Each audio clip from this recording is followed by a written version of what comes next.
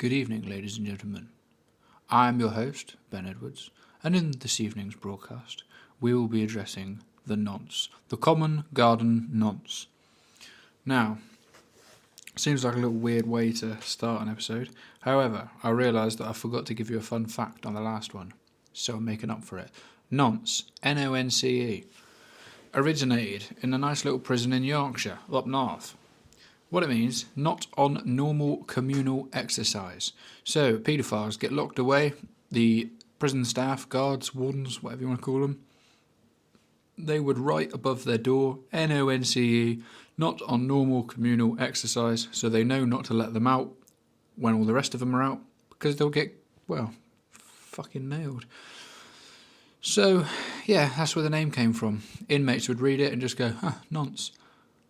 And there you go, the name stuck. So I haven't got to worry about saying it, nonce, nonce, nonce, because none of you are one, are you? Because you shouldn't be, because it's bad. So we don't have to worry. Seems like a random fun fact, but actually it is kind of topical, and I'm glad that I didn't give it to you last time, or the time before last when I was going to give you one, but I told you about Yorkshire puddings instead. Today's episode is with a lady called Emma. I met Emma randomly and we got chatting, found out what she did for work, found out a bit about her and her story and the things she knows about. I thought, wow, this is interesting. You need to come on a podcast. So I sent her a message afterwards saying, would you be interested? She said, yes. And here we are. We are now doing a podcast. Yeah, I won't ruin it. I'll let you listen. Yet again, it's a good example of how you need to be authentic, be yourself, and, well, just keep on keeping on, really. But anyway, I'm going to shut up. Enjoy Emma. Bye. So what do you do? Edit this down afterwards? Yeah, kind of. I, like with Russell, the last guy, just put these going, forget about them again, get distracted and chat. Because it's really weird if it's like, and go, and then it's like everyone freaks out. Exactly. It's like, I can't do that. Did I tell you I used to do a series? I had a website and everything online. Oh, did you? For artists. Yeah, it's all come down now. Unfortunately. But there you are, c'est la vie. So I kind of did this with various people in various ways. So I thought I'd just pick this up just in case. Because it's got some just bits of prompties in it really, just in case I forget. I probably won't because it's drummed in my brain. Training for trainers.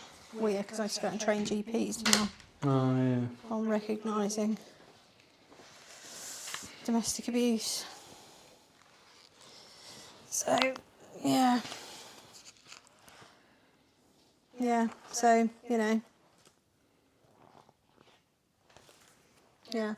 So just in case there's anything I need to refer to. Don't think there is. Yeah. That's cool. Yeah, that was my intention with this one then, was how to, not even necessarily how to spot a abusive person or whatever, but Chances are you probably won't. yeah, exactly. They're too charismatic in a way. Well, they're just too controlled. Yeah. So even GPs, bearing in mind I've spent a while training GPs in recognising domestic abuse, asking the questions of people, so giving them a way of asking those questions so that it doesn't open Pandora's box. So actually just being able to say to people, sometimes when we see people come into the surgery with X, Y and Z, this might be affecting them at home. Does that apply to you? Yes or no? Closed questions. Yeah. You know, we've got somebody we can refer you to. Would that be of interest to you? Yes or no? So that they're not getting full disclosure and having to deal with that in very short appointment times. You know, most people that go for help for domestic abuse quite often will ask for that from their GP surgery. And it's I mean, across Devon now, fear-free, that up until literally a couple of days ago I used to work for, have been contracted by the NHS to go and train every single doctor's surgery in Devon, which is great. and that's reception and admin staff, because obviously how they're talking to people over the phone and things like that is really important. Making sure that messages aren't being left for people and things are being done safely. You know, they can make a huge impact, and they're the eyes and ears of a GP surgery for sure, because they're watching what's happening in the waiting room. They're seeing who's turning up for prescriptions. Lots of domestic abuse, for example, you will get partners who will control a partner's medication. So they won't allow them to collect it for themselves if it's contraceptives or if it's painkillers or if it's, you know, whatever it is. You know, there's a lot of things that happen. So they will see that. They'll see that somebody wants to be coming to the surgery with somebody all the time. They'll see that somebody's making appointments with somebody all the time. So there are little red flags that they can raise. And then from a clinical perspective, GPs get slightly different training. They still get the same as reception and admin, with the bolt-ons about recognising certain clinical signs in people. So that might be stress, sleeplessness, you know, depression, anxiety, PTSD, might be physical injuries, might be gynae problems, might be things like fibromyalgia, and other bits and pieces that can all be triggered by extreme stress. So there are kind of clinical profiles that can come in, and it won't always apply. Of course, domestic abuse won't always apply. So that's what I've spent the last kind of year and a half doing, is working frontline with people who suffer or have survived domestic abuse or childhood abuse of some description, or training GPs to recognise it. So it's quite interesting. But in terms of recognising perpetrators, you probably won't. And I think in the past, GPs, in a very, very well-meaning way, have often referred people either for couples counselling, like Relate or something like that, which often doesn't work because it puts people in a situation where it can actually give a perpetrator an opportunity to control that situation and get a counsellor on board with them, you know, to say, well, these are my problems in the relationship, and, you know, they can kind of get caught in the middle. So unless it's a counsellor who's really trained in dealing with domestic abuse, spotting it, recognise it, and absolutely never collaborating with an abuser, and screening for if that's going on, you know, there is a process, then that isn't always helpful. And the other thing that they would sometimes do is refer people, even if people have come in and said, look, I'm really concerned about my own behaviour, which does happen, which is great when it does happen, then they've often referred to anger management, for example. But what that does is teach people to control their behaviour. But these are already very, very tightly controlled individuals, because they're not just going out and losing their shit in the high street with everyone. This is about controlling an individual. Yeah. What is anger management? Well, because it drives me mad. It's a term that's just thrown around, isn't it? That's like... It is a little bit, but I think, again, it's about teaching people to control impulses and behaviour. And I'm not an anger management expert, so I'm not going to pretend to be.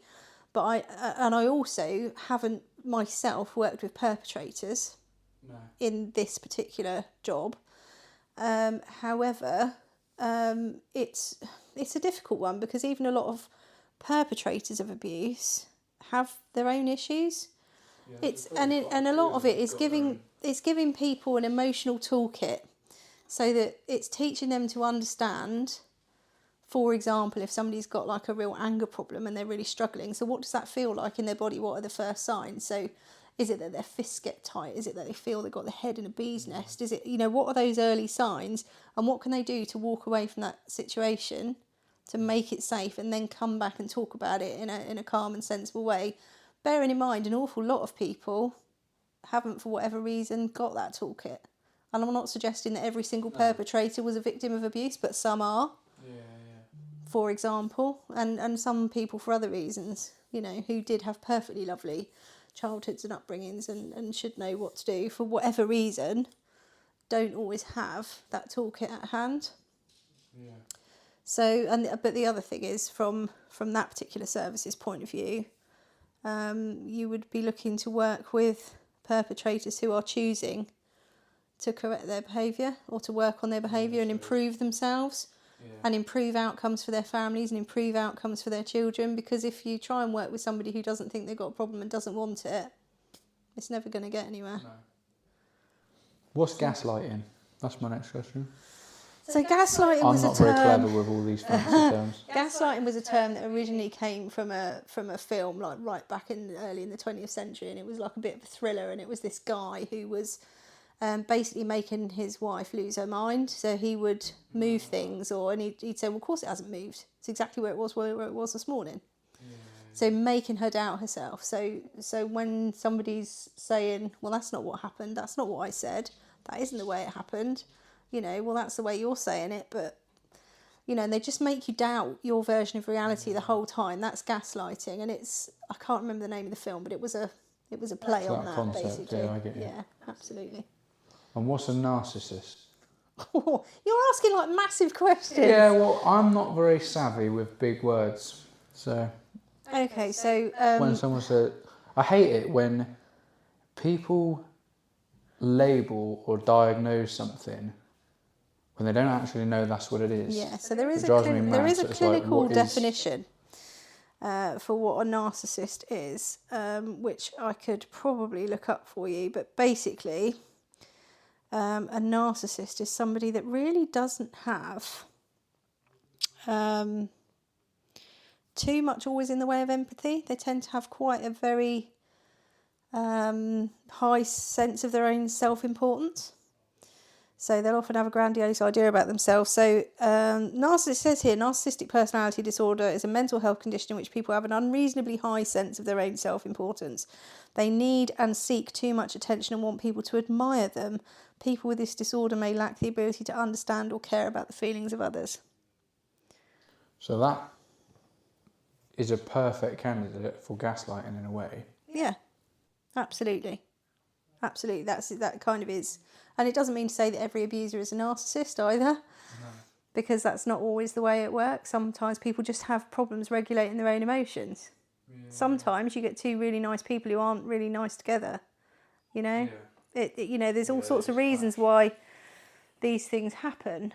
But yeah, if you've got somebody who is genuinely an abuser, who is genuinely controlling, because when people think of domestic abuse, I think most people think of like the black eye, the punch in the face, all the rest of it, but they don't necessarily see all the other parts of it, which might be, complete emotional control.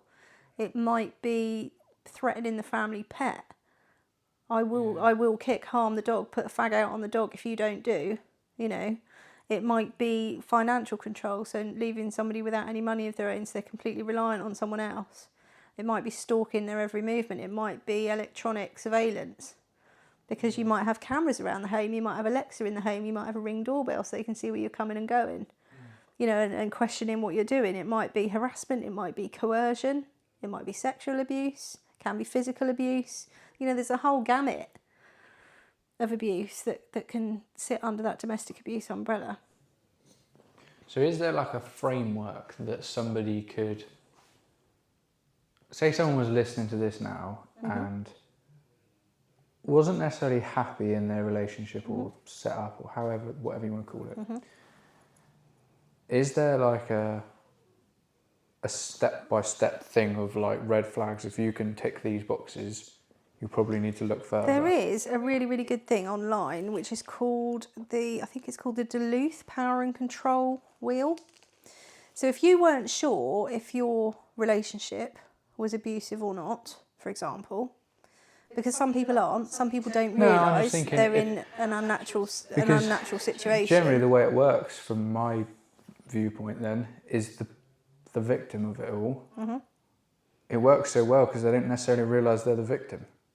Exactly. So they might have people going, "God, your boyfriend's so controlling," or "Your wife's just so controlling." So on this power and control wheel that anybody can look up online, as long as they're safe to do it, and bearing in mind you don't want people looking at people's internet history and all the rest of it. So you have to remember that. But you can often use it to something down the library, or use a friend's phone, or that kind of thing.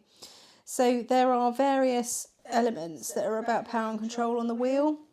So there's like things like using intimidation.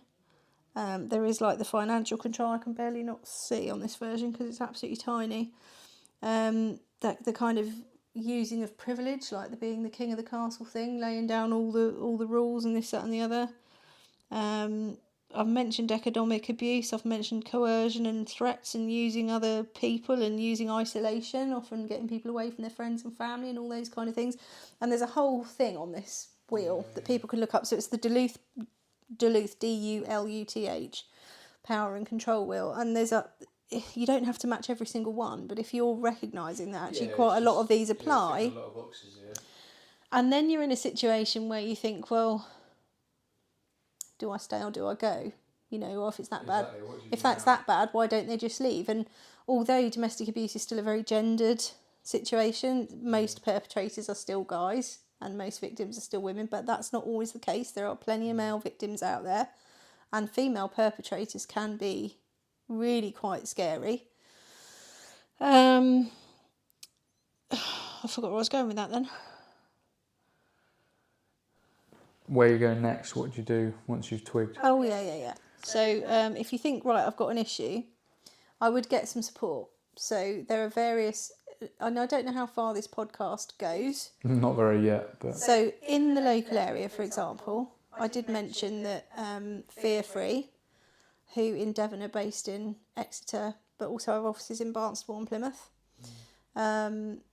and we'll be training every single GP surgery over the next 5 years in Devon. So your GP's surgery is a great place to start, particularly if they're a trained practice. That's a really, really good place to go.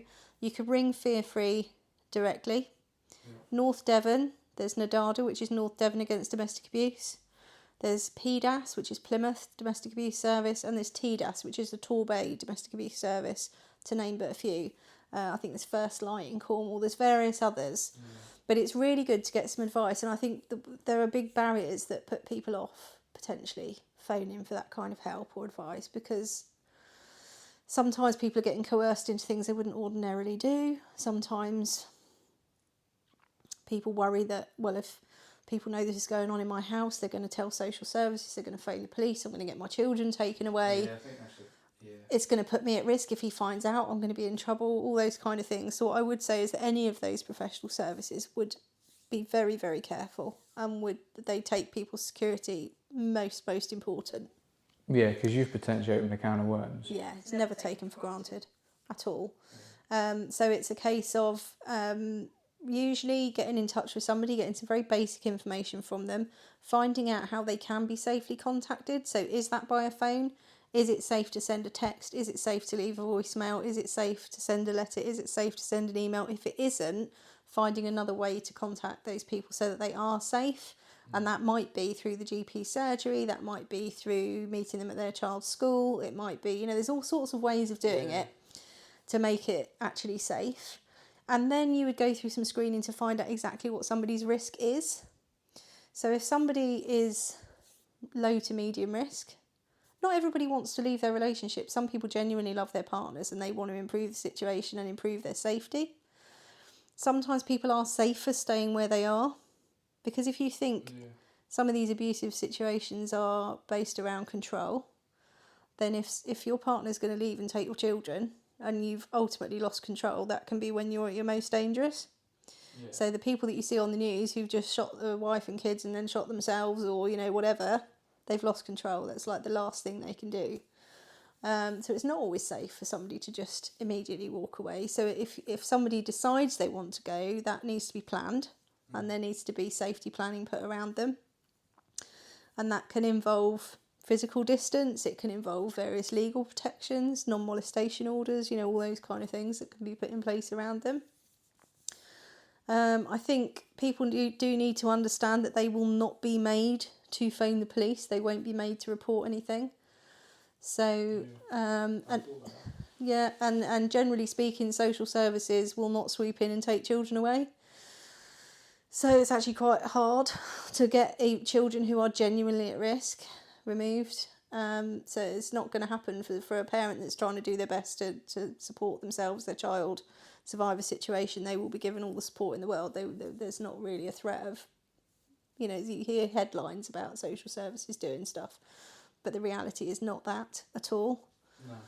No. So, and sometimes people can be helped in their relationships and can be safer and can be happy and can recover. Sometimes we can talk to people and they can, you know, their partners might realise they've got an issue. They might be interested in doing some, you know, some work to improve their own behaviour. Not everybody that is the abuser, or whatever you want to call them, they might not even realise it themselves. Absolutely right. So, and usually, you know, once people realise actually this is harming my partner, it's harming my family, it's harming my children, that's often a really big motivator. You know, I don't necessarily believe that anyone's just completely evil. No. And if somebody wants to change, they would be welcome to those services with open arms for that kind of work to be done. Made to confront what they're doing, to see the reality of what they're doing, but also given tools to change it, and really encouraged and patted on the back for doing that. Yeah. So nobody's going to pat them on the back for negative behaviour, but actually if you're really willing to make a change and make things better, then that's great. That's because that's what breaks the cycle of abuse ultimately. You know, you can get families, you can get children away, you can get abused partners away from dangerous situations, but that still leaves a perpetrator behind who has had no training about how to regulate their behaviour. So they're just going to go on to another partner and another partner and another partner and another partner. And how many guys do we know that go, oh yeah, my ex is a psycho, she's a this, she's that, she won't let me see the kids. Yeah. Or, you know, or he's a nutter, he's a this, he's a that. You know, that I know every situation is individual, and I keep referring to women because it is massively gendered, but like I say, there are male victims out there as well. Same in same-sex couples. Yeah. You know, there are perpetrators and abusers within all communities, within all walks of life, from all backgrounds. It's not, excuse me, it's not a class issue. It's not a how much money do you earn issue. It's not people that are alcoholics are abusers. You know, sometimes that can exacerbate the situation, but it doesn't create an abuser. No. You know, that is already there. So if that's going to be the case. So those services will look very, very carefully at an individual situation, how much risk someone is in, and then work with them for the best outcome that they want, you know, because people are experts in their own lives. Yeah. So it's all very well for you know, a domestic abuse organisation to say, well, that's not normal and, you know, this is what should change and whatever, but actually what's normal for different people? Exactly, normal. Just what is normal? Does my head in, yeah. There's no such thing as normal. But if we can get people to a point where they're safe and they're comfortable and they're managing the situation and they're living a life that they're much more comfortable living and they're safer doing that, then that's got to be a positive outcome. Yeah. We'd love to fix everything. It's a bit like fighting the tide. In fact, when you do your training to be an IDVA, which is an independent domestic violence advisor, one of the things they give you at the end of your training is a little starfish badge, and they give you the story of the starfish, which is guy's walking along the beach and he comes across a girl and there's like all these starfish washed up on the beach and she's throwing them back in the water. And there's thousands, like hundreds and hundreds of thousands of them, and she's just picking them up one by one. He says, what are you doing? She says, well, I'm throwing them back in the water, otherwise they're going to die. And he says, well, you can't possibly save them all. How can you possibly make a difference? Mm. And she picks up another one. She says, well, I made a difference to that one. Yeah. And the fact is, 85% of people that get to an IDVA have a massive improvement in their situation and often don't go back into those same patterns of abusive behaviour, because as much as perpetrators can get into a pattern of abusive behaviour, so can victims. Yeah, because it's unless normal you to learn them. those red and green flags about what's a positive, healthy relationship, what isn't a positive, healthy relationship, you know, what are the red flags that I should be looking for? What if somebody's starting trying to isolate me from my friends and family? You know, love bombing and all this is really lovely in the beginning when you're getting all that attention. It's great and can be really normal. But what if that then becomes used as currency? What if you're then cut dead and then gaslit, and the only way to get that nice behaviour back is to modify your own behaviour in a way that's uncomfortable? You know, and when that starts to creep in, it's like a frog in a pot, isn't it? You don't realise where you are until it's so far down the line. You know, a huge percentage of first-time assaults are when people are pregnant, for example, because, again, it's something that, you know, an abuser doesn't have control of that process. There are huge changes going on in somebody's body. You've got outside agencies looking in all of a sudden. Yeah, I guess they're not the centre of attention either. No, that's true. But whether it's all about the abuser being the centre of attention or whether it's not necessarily the centre, but they are not the priority in the mother's eyes. No. Absolutely not. But then all of a sudden you've got midwives coming around the house. You know, you've got... Unless it's COVID. I know, and this is Fucks another the job thing up. for healthcare professionals to think about is, you know, we all know that outcomes are generally really, really good for mums when partners go in with them through the whole antenatal process, go to their appointments with them and are there at the birth and all that kind of stuff. You know, we're all encouraged to... You're a dad, you'll have been encouraged to do it. Well, we were in COVID, so So I slightly literally different had for nothing, you. yeah. But the thing is, so if you've got somebody who's been assaulted for the first time when they're pregnant and their partner's always at their appointments, when do they get a chance to disclose that that's happened? When do they get a chance to ask for help? So sometimes even just taking a mum, right, we're just going to go and weigh her a minute, we'll be back in 2 seconds. Anything to buy a bit of space just to ask those questions can actually save lives. Oh, definitely. Yeah, so it's quite surprising. No, it fascinates me when we were chatting about it before, just like the concept of,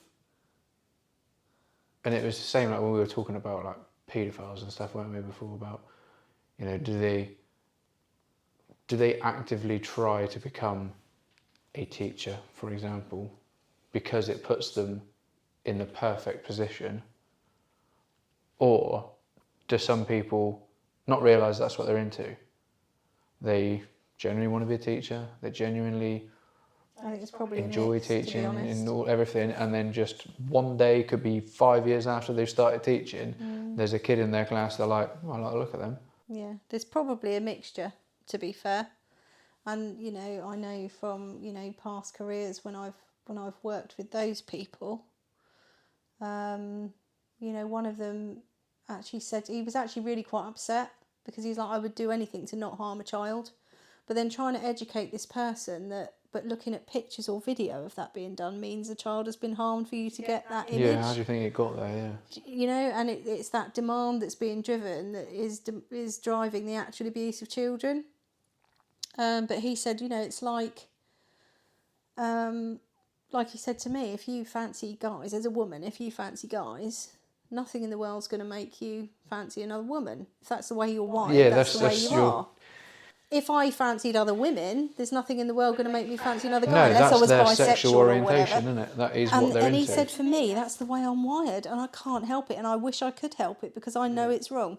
And he was tying himself in all sorts of knots, and I'm not saying that I felt in any way sorry for that, because obviously it's not a nice thing if it's driving the abuse of children, but it's a complex and difficult situation. Yeah, and it's a messy one. I think a lot of people think like too shallow about it. Like it's just, it's just and a it is weirdo, wrong, that's but what you they're know, into. But it's humans like, wow. are messy creatures with all sorts of different backgrounds and experiences and reasons for being why they're being. Equally, that doesn't mean that every person who's ever been abused as a child is going to be a child abuser. No. It doesn't.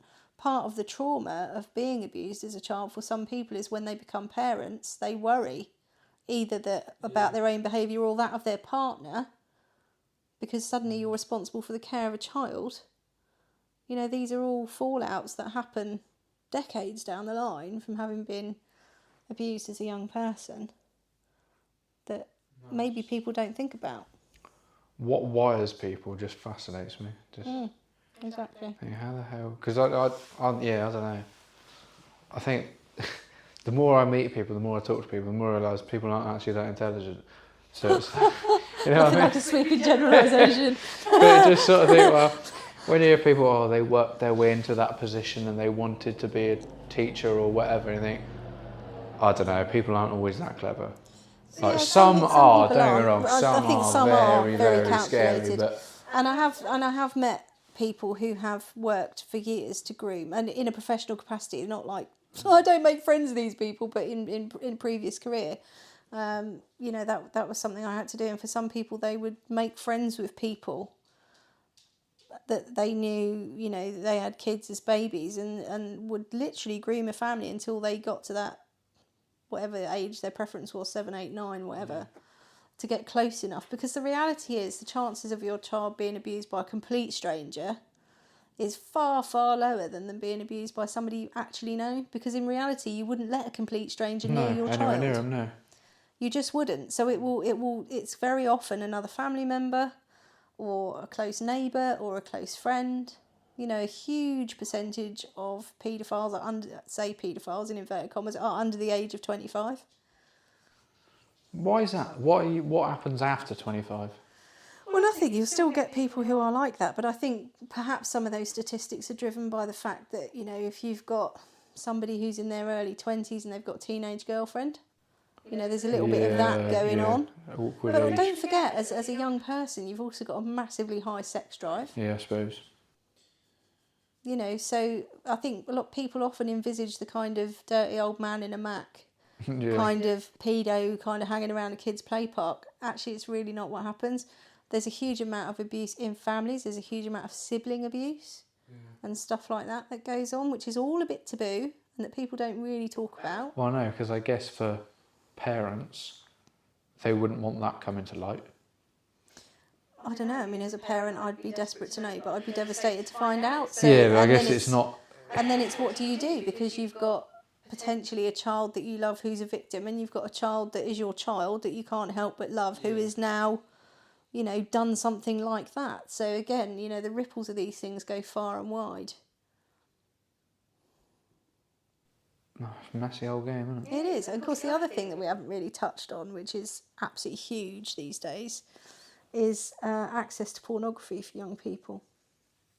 So I think we had a brief conversation about it before, but really, without putting any credit card details or any other information in, you're a click or two away from a lot of free porn sites. And if you look at the titles on a lot of those videos, you know, stepdad destroys stepdaughter, you know, teenage, you know, all this kind of stuff in it. They're horrendous, violent titles. You've got all these girls with mascara running, getting choked and this, that and the other.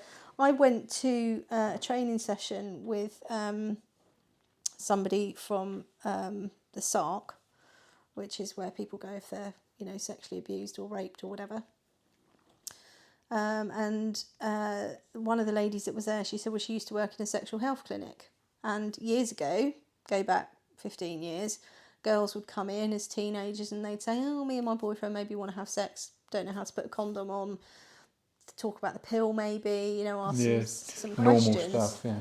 But now, it's, well, my boyfriend wants to choke me. My boyfriend wants anal sex, but it hurts. You know, all these questions. And it's a lot of kids' sex education is coming straight from these free porn sites. And I think a lot of these lads aren't necessarily bad lads. If their girlfriend starts crying and they see mascara running, well, it's something they've seen in a video, they don't necessarily recognise. It's normal to them. Well, they assume it's normal anyway. Yeah, and then because then you're into the realms of consent as well, which is also a really grey area.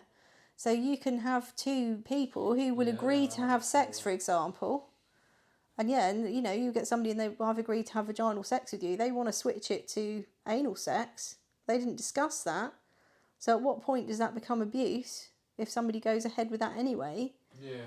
Do you know what I mean? It's really difficult, particularly when it's young people, and it's really, really hard to get young victims support appropriately and quickly sometimes. But I think there are I don't know of any perpetrator programmes or programmes, like you'll get some work in and around schools about safety and consent and sex education lessons. But I don't know of any programmes that actually work with young lads who've been accused of these things, who probably genuinely maybe didn't know how damaging it was. And without that intervention early on, what happens to them as they grow from their teenage years into their adult years? That's the thing, because I don't know what it's like now in schools. I know when I was at school, the teachers don't even want to get in. Like, why do they in a way? They're trained to be teachers, it's awkward for them. So it's like... But it shouldn't be. No, but I remember like the sex ed days at school were just... And it's all over cringy school. for everyone. But it's all over school. You've only got to look at the kids in school with all the skirts rolled up and this or that. They're, you know, kids are massively much more sexualised than they were. You know, I'm getting on for nearly 50. It was bad enough when I went to school. Yeah. You know, and kids have always had hormones raging and this, that and the other. But I think the availability of worst age possible, isn't it, really? The availability of what there is out there to see now is huge. And look at social media and the way that pictures can get pinged around, you know, like super fast. We didn't have that. No. If somebody was lucky to get hold of a page of their dad's magazine when I was at school, you know, it was like great, went around the whole school, and it was all, but it wasn't pictures of your classmate being beamed around in seconds to the entire year. No, I remember like the big kids had like the Nuts magazine or something like that. Lurking in the corner of the cloakroom. Yeah, exactly. So, you know, the availability and the instant availability. Yeah. And the fact that kids nearly all have phones, and we, as parents, we give them phones for safety, you know, to walk home from school and that.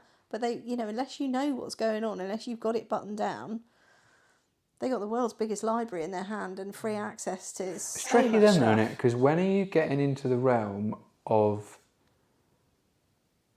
like, because you can now, I don't even know what there's apps, aren't there, that you can put on like your kids' phones so that you can see everything they do. Well, that was going to be like the next WhatsApp, thing I was going to say. There's a thing, like as a parent, you can have a WhatsApp Snap thing maps.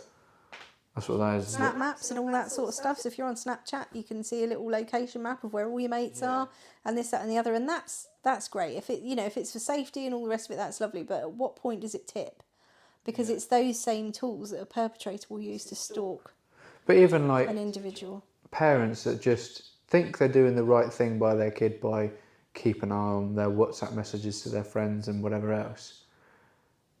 At what point are you overstepping the mark? It's really difficult. So with me... It's a moral dilemma, isn't it? It is. So with me and my children, I've never gone in and read their conversations. However, I have had very thorough and open conversations with my kids about all this stuff since they were little. So from the time when they were toddlers, we would have family meetings. We had like a decorated wooden spoon. It was like a talking stick. So if somebody was talking all the time they had the stick, they were allowed to say what they wanted to say, and then it was moved on to someone else so that everybody got to be heard, for example. And as soon as they were old enough to ask questions, I gave them enough of an age-appropriate answer to satiate the curiosity. Yeah. As they got bigger, I started to have conversations with them. You know, when they got their first mobile phone, these are the rules, these are the reasons why. You know? And talking to them about some real examples of things that I have known have happened.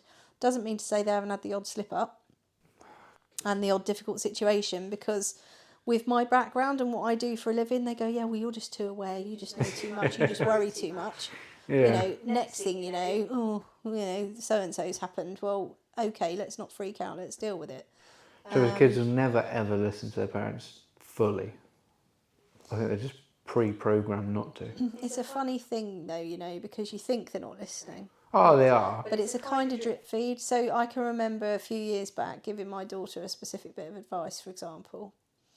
And, oh, shut up, you don't know anything. Stomp, stomp, stomp, slam, bedroom door shut, you know, that kind of thing.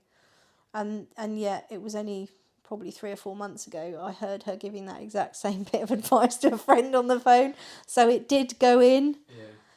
Yeah. Teenage years are a bit weird anyway, because their brains kind of rewire, and I do think it's like nature's way of I heard some somewhere separation between them and their parents. In teenage lads anyway, there is something in the brain that basically you will just outright disagree with whatever your parents say, and it's an evolutionary thing, because at that age we should then up sticks and leave the tribe to go and find a new one to reduce the risk of inbreeding. So at that age, you're meant to just go, right, fuck you, you're all wrong. There probably is a lot of that We're out to there, be honest. Which our lizard brains have a lot to answer for. It's true. I mean, I know that for sure, having worked with people from recovery from these situations. For example, you know, the amount of anxiety and stuff that people suffer long after they've left actual threatening situations. Because you have this system in your brain, you know, you've got an amygdala, a little thing called an amygdala in the middle of your brain. Its entire function is to scan for threat. So as soon as it's recognised something as a threat, it will activate that. I don't know if you've probably heard of fight or flight. Yeah. There's like fight, flight, flop, friend, flee, fawn. There's like millions of Fs. But it will activate a response that you have no control over whatsoever. So a good example is like when you hear the buzz by your ear. Yeah. And you either freeze or you go full on Jackie Chan, but then in the next second or so, that information goes forward to your prefrontal cortex, which is the bit that can logically think about things, and you turn your head and you go, oh, it's fine, it's just a fly. It's not a problem, it's not going to sting me or eat me or all the rest of it. So the problem when you've been in a situation that's genuinely threatening is that amygdala will be aware of a number of things. And so you could be walking down the street and get a smell of aftershave or see a particular car, or could be anything, a flash of a particular kind of clothing or a silhouette of a certain type of person, and you're now in full panic attack mode. So a big part of my job has been about helping people unravel that, to recognise what happens in the moments before those horrible things occur. That's got to be hard to working out what the intervene triggers with. are, and then putting controls around it. So, I could give you an example in that I suffered anxiety for the first time after breaking up from an ex-partner, and there were various things that weren't very controlled around my kids. So, for example, he'd take them, but I wouldn't know where they were because he wouldn't tell me where he lived. That just being one of several examples of things that really weren't great. So, from a mother's point of view, you want to know where your children are. You're not going to go around there, but you need to know where they are, and that's not unreasonable to expect to know where your children are. Basic sort of requirement, isn't it? Exactly, and there were various other things that were a bit more sort of worrying. So, all that happened is, like, every now and again my text alert would go on my phone, for example, and my hands would start to shake and my teeth would chatter and I'd feel freezing cold. And I was saying to my husband, who I subsequently married, well, this is weird. My brain feels absolutely fine. I feel absolutely fine, but it's like my body's in shock. I didn't even recognise it as anxiety. No. And because it's really uncomfortable, the natural reaction is to want to push that anxiety away. Like it's really not nice. I just want to pretend that's not there and go and do something else and distract myself and all the rest of it. But the fact is, it is your body giving a little alarm bell. It's saying there's something not right here.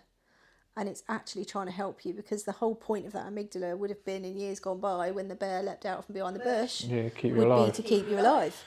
So if you can work that out as, actually, this is a friend to me, it's trying to tell me something's not right, work out what just happened that just triggered that, and then put the controls in. So the way I got rid of my anxiety in the end was, unfortunately, having to write solicitors' letters and say, you can't have the kids unless I know where they're going to be. And get an agreement to that. And once we had those agreements in place, the anxiety went away. Yeah. But it took a while to unravel that and recognise it and even see it as anxiety. I didn't even know what it was to start with, because I'd never experienced it. No, I didn't. I've said on the podcast before about anxiety, I didn't realise it was a thing I had or had to deal with or whatever, but it's confusing. It's really confusing. Because it's not obvious. No, and it can you just know you feel like shit and weird.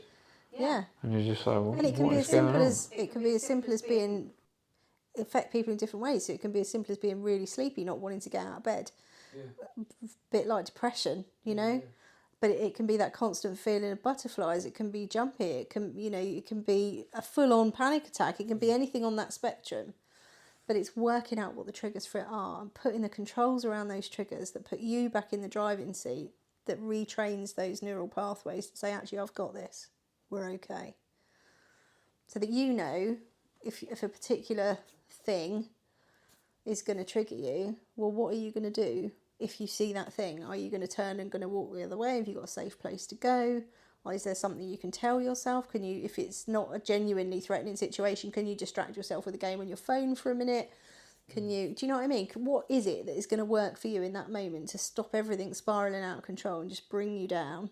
And quite often it can be as simple as just sitting there and taking a few deep breaths. Yeah, that for me, slowing everything down. 99% of the problem was solved as soon as I realised it was anxiety, and I could label it and just go, oh fuck, this weird feeling is anxiety. I know what it is. I need to not do this. I know if I drink too much coffee, it gives me the jitters, and then I get anxiety-like. So it's not, I'm not worried about anything. No. It's the anxiety once you know what the feeling. Process is, and you understand the process, you understand what it is, and you understand then that, okay, so when that amygdala is activated, it's going to dump a bunch of stress hormones into my system.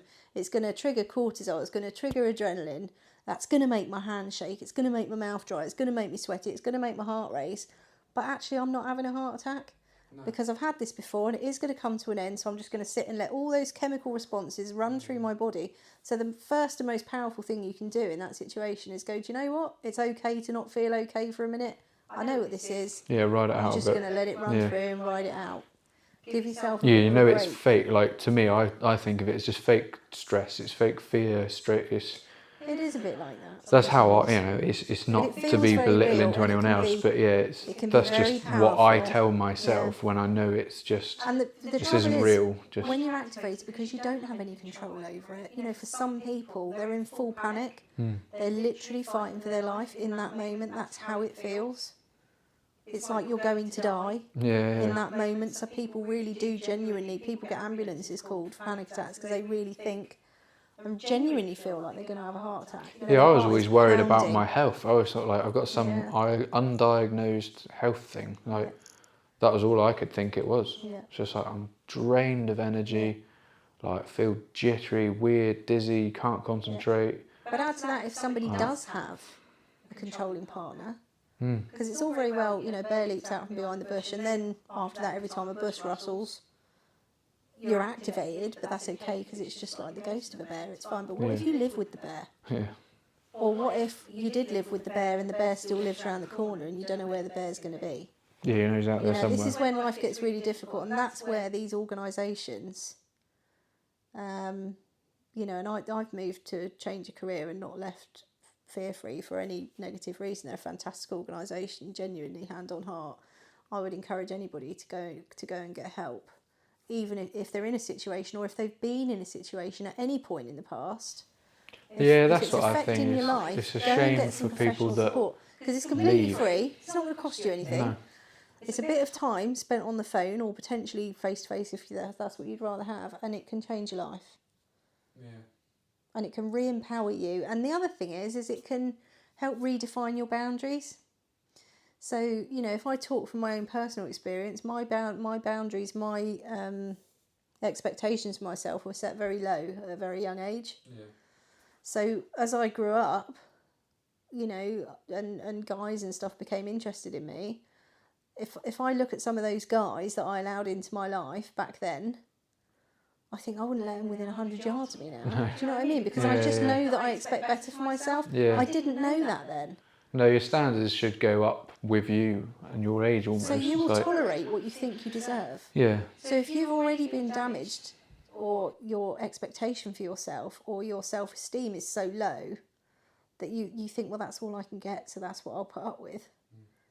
Oh, but he doesn't mean it, or she doesn't mean it, or, well, mostly it's okay. Maybe it is my fault, because maybe I've been gaslit. Maybe if I hadn't said that, maybe if the kids hadn't been so noisy, maybe if, do you know what I mean? Maybe my mum is a bit annoying. Maybe, and people start to question themselves, because people don't generally want to be on their own or left, or particularly if you feel vulnerable, that can be really hard. So actually empowering those people, making people get to a situation, or helping people get to a situation where they're realising their self-worth, that actually they are worth something. Massive. They do I think deserve if people more. can realise what they're worth. And then they don't accept that, but you've got to be strong in yourself first. Do you think, me and Chris talk about this, I don't know if it's people worldwide, or definitely this country, it's drummed into us modesty and to not boast about something you've achieved, or that's how it's portrayed. You shouldn't brag about what you've done, but it crosses the line into you shouldn't even be happy with yourself for something you've done. Because you look at the States and they celebrate each other. If your friend's done something, and it's like, oh, we'll go to dinner, we'll celebrate your new promotion, we'll do this. Speak in school, so they're much less shy about speaking generally. But this country is so like, oh, keep that to yourself. If you've had a good year and you've made some money, keep it to yourself, don't rub it in. It's like, so the fact that we're bombarded with advertising and marketing all the time, and the whole point of advertising is to create a need for something in you. So if you look at, the amount of adverts for shampoos, for skin creams, for, don't even start me on Nanosphere Complex, it's fresh air, it's got air bubbles in it, that's all that means. It drives me nuts, but it's clever marketing, and it's making you feel like I'm missing out if I don't have. So it's chipping away at you all the time. If people just learn to love themselves, I mean, can you imagine for a minute if women just got out of bed in the morning and thought, actually, I look all right just as I am? How many multi-million pound businesses would go they'd bust? be fucked. Cosmetics, pharmaceuticals, everybody would be fucked. If everyone just cut their own hair. Yeah, exactly. A lot of it is about taking that power back and saying, actually, do you know what, I'm all right. And unless I want it, I don't need it. I don't know how you instill that in people, though, because it's so hard.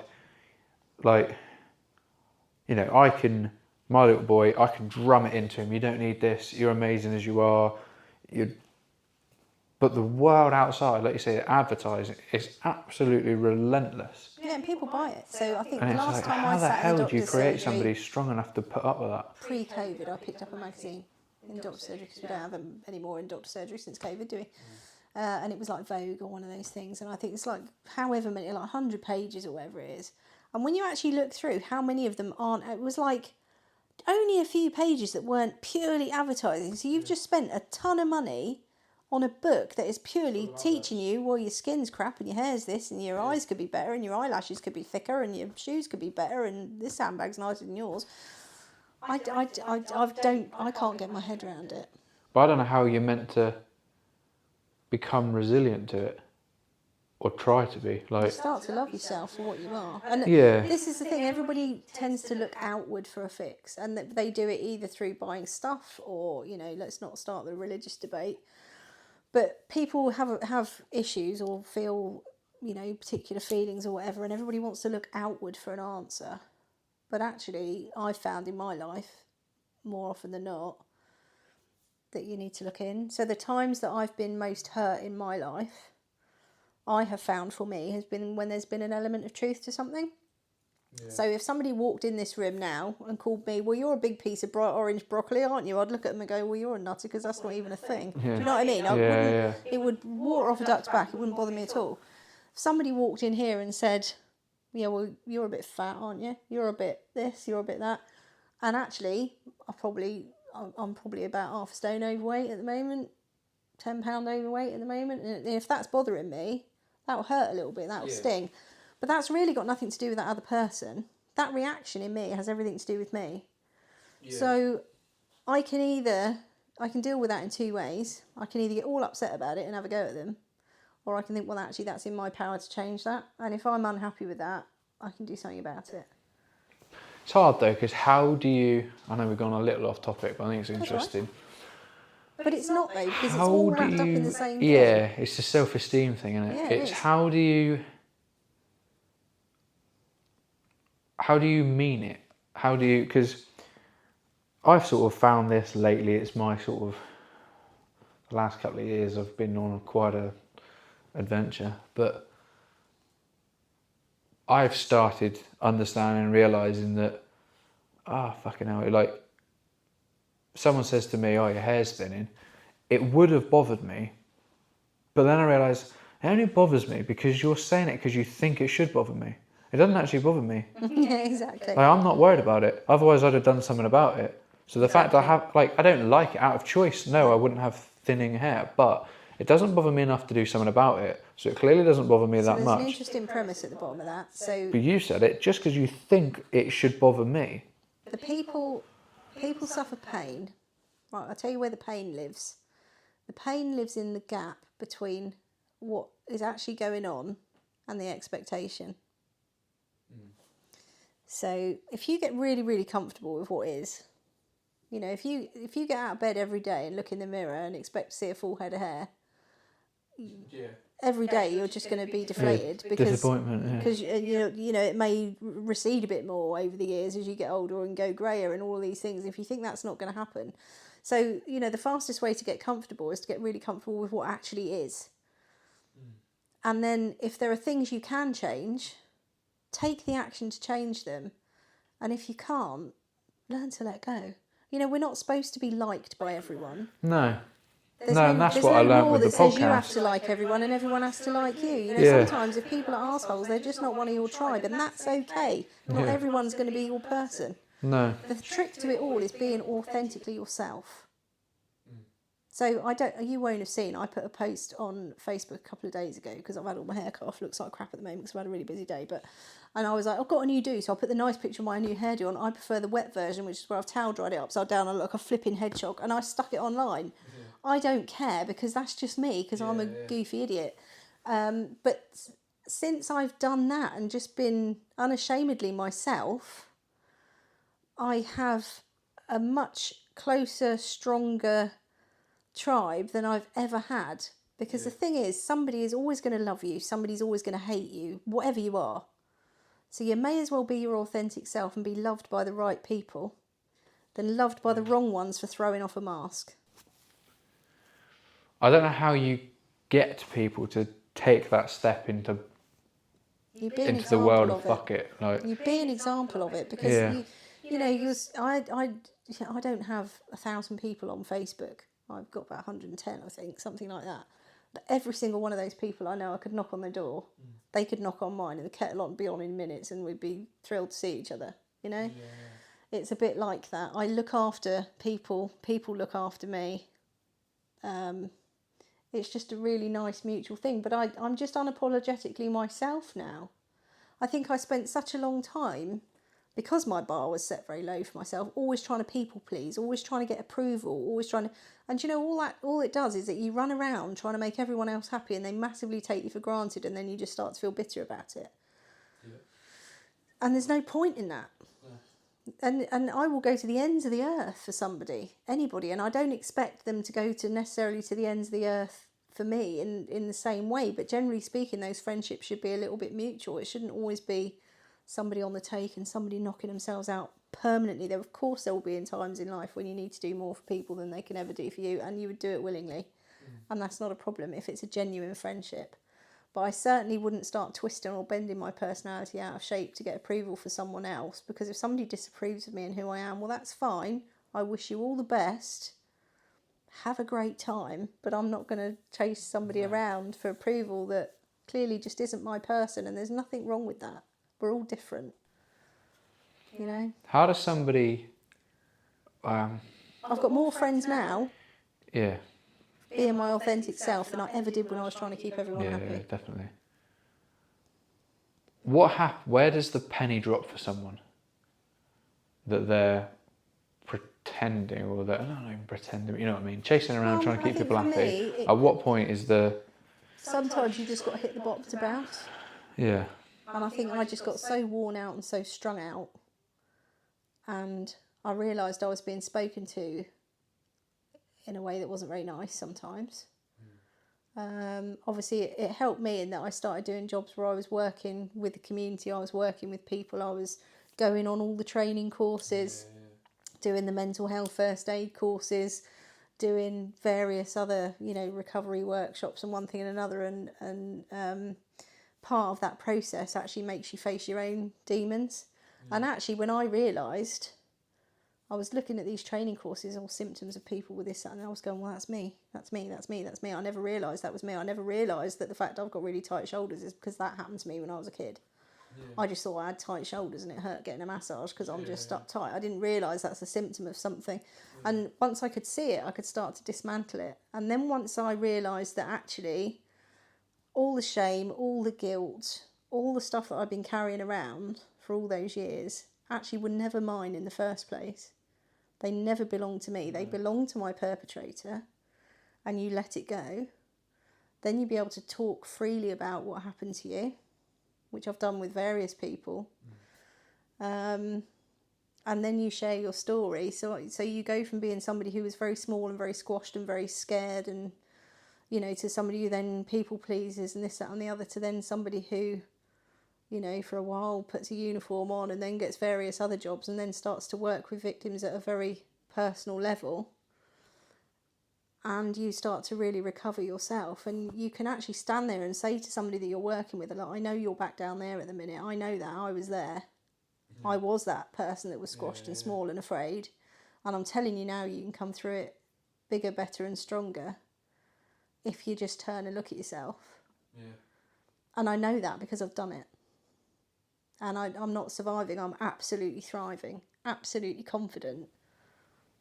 Yeah, because you're now well, you're now, I hate it, passion project is a killer, I hate that phrase, but it's kind of what you're doing now, isn't it? You're taking a whole different direction now, aren't you? Yeah, but then part of the reason that I'm doing that is because I went through this whole process. I used my own trauma to help other people come through theirs and signpost them to various other professionals with the bits that I couldn't help with. And that was incredible. It's lovely. And then you find that you're fully healed. And I'm at the point now where I'm like, how long do I want to swim in the trauma pool? It's heavy going. It is heavy going when you hold a lot of risk. I don't know how you don't burn out. Well, I think there is a shelf life with some of these jobs. When you're really at the front line of some of the worst abuse that you could possibly hear about. Because you can't you're human at the end of the day. How can you possibly just exactly. And when listen to what's happened to somebody all day and then just go, right, let's get tea cooked. Yeah. So you're human. You've got your own family. You've got your past experience. You've got your own children. You're hearing things that are happening to someone else who isn't very far away, who has children the same age as yours. And, it really hits home sometimes. One thing I would say is being a survivor of some of those things, it does give you a bit of a rhino hide to be able to compartmentalise. And I have extreme gratitude for everything that I have, everything that I've worked for. But I know how valuable it is, and that's amazing to have that. And to use that to inspire other people is fantastic. But now I'm taking a step beyond that and going, do you know what? I'm going to help people celebrate this in a different way now. In a way that uses all my creativity. That uses, I've got art degrees, I've got an art degree, I've got a master's degree in fine art, and I've not been using it because I've been doing this work that's been really quite close to my heart, but it's not been using that. Creative in some ways, but obviously quite a slog in others. But this is a whole new way of going forward and using it. I'm quite excited for you doing your tattooing now. Yeah, I think it'll be good. Because if you look at my entire past, from everything I went through, to dental nursing when I first left school, to my sort of later careers, and to dealing with people, and I've never been a 100% trained counsellor, but I've certainly worked helping empower people and helping people through recovery and those kind of things. And you look at all of those skills brought together, added to my art background and everything else, and it all just adds up to that kind of job. Yeah, if you pick up a tattoo gun now, it's just common sense. People come to an artist because they want to express something, they want to wear something, and it means something to them, and that's why they want it. Yeah. And to be able to interpret that for somebody and give them that they can wear and celebrate in a permanent way, it's just lovely. And it uses all those creative skills as well. So it just feels like the full package to me now. I think it's really cool. Yeah. I think it's just... Yeah, it's just a no-brainer. Like, it literally completes...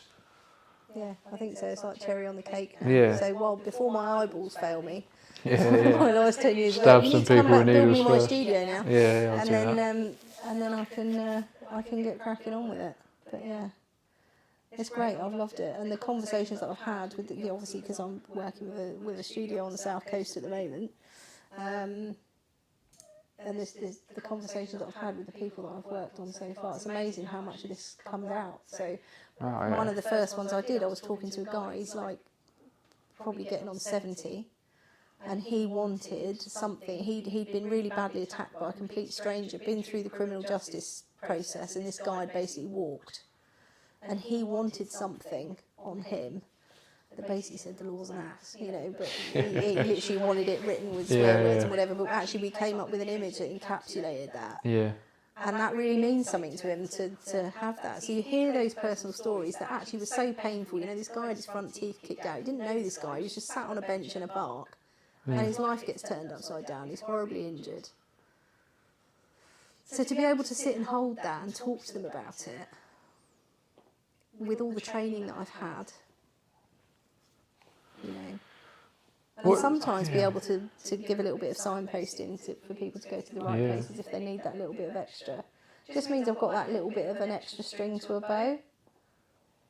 Yeah.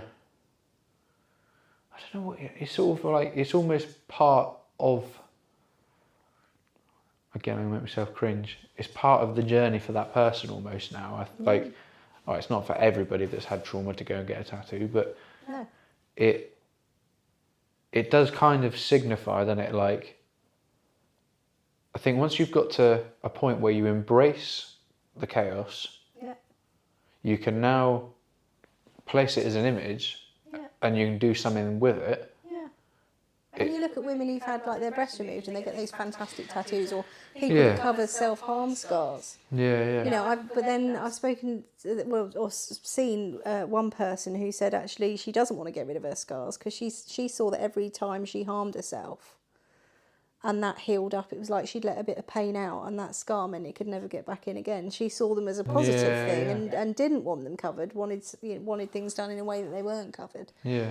So it's really interesting. It's all perspectives and how we choose to view these things. Our perspective's insane. It's like, it's just something that you can't argue that someone's perspective is wrong.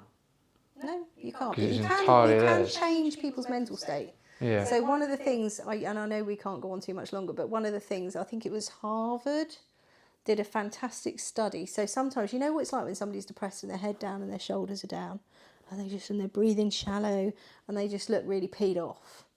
You're going to find it very hard to break them into a positive mental state that way, because all of their hormones then begin to reinforce that. So Harvard did this study where they got people to stand in the superhero pose, legs wide, chest out, hands on hips, you know, standing like that for 2 minutes. And that's all they had to do, no matter what mood they were in, stand there in 2 minutes. Whether they were male or female, their testosterone rose by 20%. Good on. Cortisol, stress hormone, dropped by 25%. So, and that's among various other stats that came out of that study. So if somebody's really, really down, really struggling, really anxious, sometimes something as simple as getting up in the morning and having a brisk walk for 5 minutes. Hold your head up, whether you mean it or not. Smile, whether you mean it or not, because it will trigger a bunch of endorphins and happy hormones that can re-engineer your mental state backwards, if you know what I mean. I heard something before about laughing and how you can create the emotion behind laughing by fake laughing. Yeah, you can. So just start laughing. Even if it's a fake smile. Just start laughing, start smiling, and hormones. Eventually you will end up laughing, even if you're laughing about the fact you're laughing. Yeah, exactly. But I do think, like you say, go for a walk with your head up.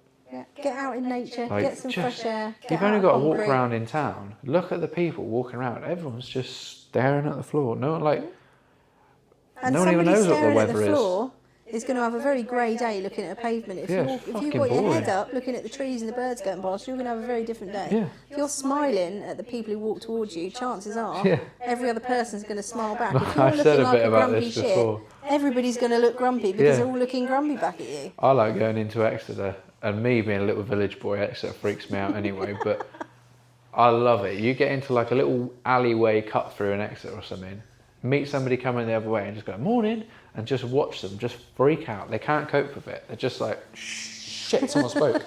They're not used to it. No one is used to eye contact and someone saying hello, or you know, everyone's crossing the road to get away from each other. It's like, chill out. Funny, isn't it? What the hell happened? Yeah. I know, and everybody walking along looking at their phones and not looking where they're going and all that. I remember, like, as a kid walking around the village, you'd see someone coming the other way and you'd be like, oh, for fuck's sake, like, they're going to want to chat for ages now. Exactly. And I mean, I know you say we're off topic, but the reality is a little bit of human connection goes a very long way. So we started all this talking about domestic abuse and one thing and another. So when was the last time people spoke to their neighbours?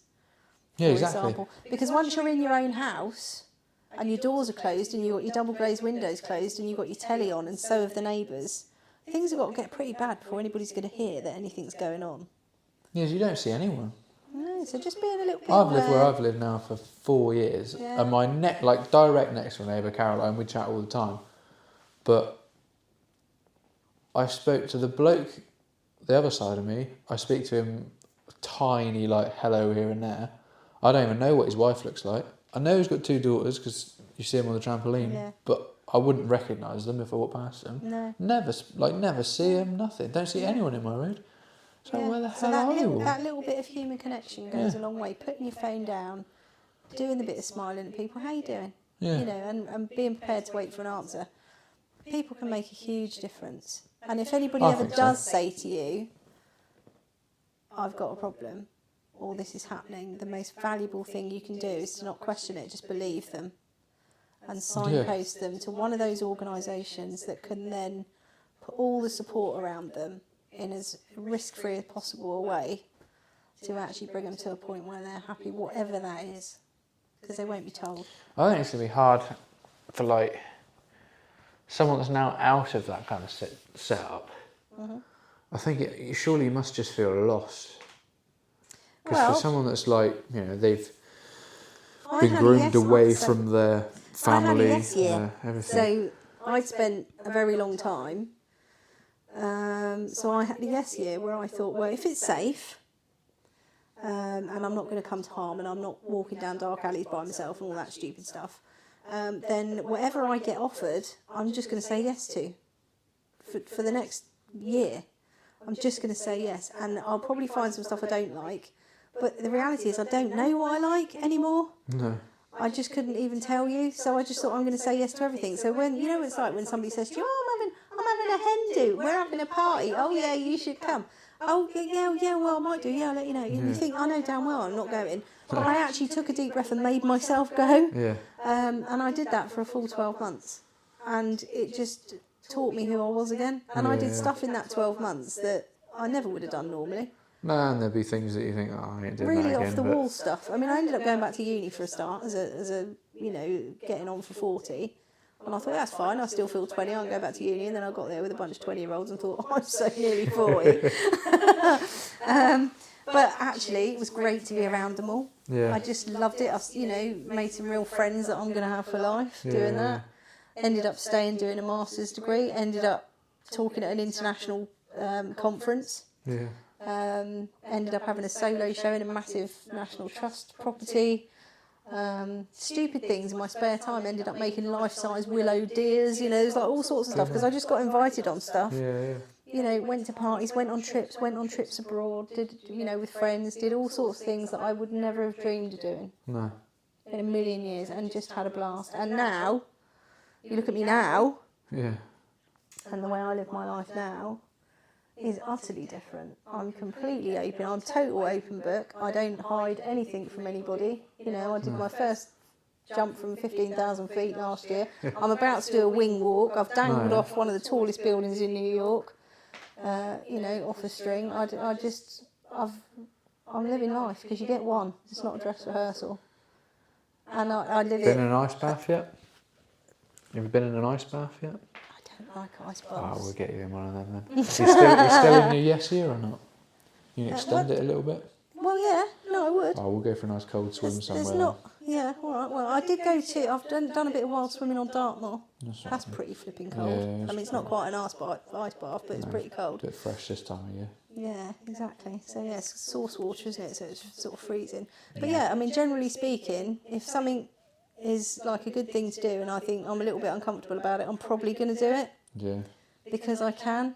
You know, I've just got back from Singapore. I never thought in a million years I'd do a long haul trip like that. Never thought I'd have the opportunity. Got it. A little bit brave. Take it. And it's one of the best trips ever. I've just come home and fed my kids a load of food they've never tasted in their life because it's things I picked up while I was over there. You know, it's flipping marvellous. I'm still eating rice noodles that my mum brought back from Cambodia, I think. These weird little see-through things. Because it's like, you've got to eat them. They're very out of date now, I think. So yeah, no, it's great. So yeah, no, definitely. I just think so much of what we create in life starts with a thought in our heads. Yeah. And once you start to master that, there isn't a box that you can put yourself in that you can't kick down if you've got the desire to do it. It all starts with a decision to make a change. People think it takes 10 years to change your life. It doesn't. It takes you 10 years to get pissed off enough to change your life. Yeah, you finally snap and do Once it in you 24 go, hours. fuck it, that's it, I've had enough, bang, you change your life Well, in a that's how second. this podcast came about. Was I wanted to do it for ages. And then I did Movember for mental health. So I put a little video out showing my story. A whole load of people sent me messages of various things. And then I was like, oh, sod it. I'll do a podcast so I can go into it a little bit more. And then I twigged, like, I want to do this bloody podcast for ages. So I was like, right, well, that's cool then. We'll do first part of podcast, series 1 will just be the mental health stuff. But it was like, yeah, like you say, it took me 2 years to finally snap and go, oh, fuck it, I'll do it now. Yeah, and within exactly. 24 hours, you figured it out and you started it. Yeah. And now I love it because it's like, I get to just message people that without using the excuse of a podcast, it will be a bit weird to message them and just say, oh, can I sit and talk to you about whatever? Like, there's a girl in a fortnight or so, I'm going to sit and talk to her about frogs in Costa Rica. But it's like, I'm fascinated. As soon as I knew she'd been there, I was like, I need to speak to her. Yeah. How the hell, like, I can't just message somebody saying, can you talk to me for 2 hours about frogs? It's a bit weird, but now it's like I've got a genuine excuse. It's like, this is brilliant. I get to but like, it all enriches your life, and then it gives, a window for other people that they might not have thought of as well. And I'm kind of hoping that through doing the podcast, it all encompasses everything. Like you've explained again about how important it is to have authenticity and be true to yourself and blah, blah, blah. And value yourself. Yeah, which is exactly what Russell said in the previous one. Yeah. And you've got there from different angles. Yeah. So I'm just gradually compiling just the evidence base of like, here's different angles end up with the same thing. Yeah, absolutely. Just be you, do you. Yeah. Don't apologise for being you. No, and stop worrying about the outcome. Yeah, because if people don't get it, they won't get it. But do something because you love it, because you love the process. People are really invested in the destination, in getting there, in getting somewhere, in earning the big bucks, in doing the thing. Yeah. And in chasing that, they kind of let go of the love of the process. I think if you do something because you love the process, if you get good at it and people want it, the rewards will come. I really do believe that. That's what I'm People hoping. who've built the I biggest think. businesses in the world probably started in their garages just because they love to do it. And they got so good at it that eventually that followed. But I think if you just set out tomorrow to try and be a millionaire, you'd have a really hard time. Well, yeah, I think you could probably do it, and you'd probably do it quicker than somebody that did it just the fun way. But how unfulfilling will your life be? You need a bit of passion in it. I think too often people think of work as something that you do until you get home and have your life. But work is such a big part of your life that if you're not passionate about it and you don't enjoy it, it is part of your life. Yeah, it's a big part of your life. You should love it. If you can make a career out of something you love, then, that's just a massive blessing, isn't it? Yeah. Which is why I'm making this change now. Because I know I can sit there on the phone to people and make a huge difference to people all day long, which is fantastic. But this is my life too. I can do it in a different way.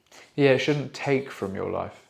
Yeah. Which I it's not, but it's draining, isn't it? Yeah. Bit, because let's not forget, a huge amount, I'm looking after a mum who's got Alzheimer's, who's just had a massive accident. I've got 2 kids. I've got, like a million other things going on as well. Yeah.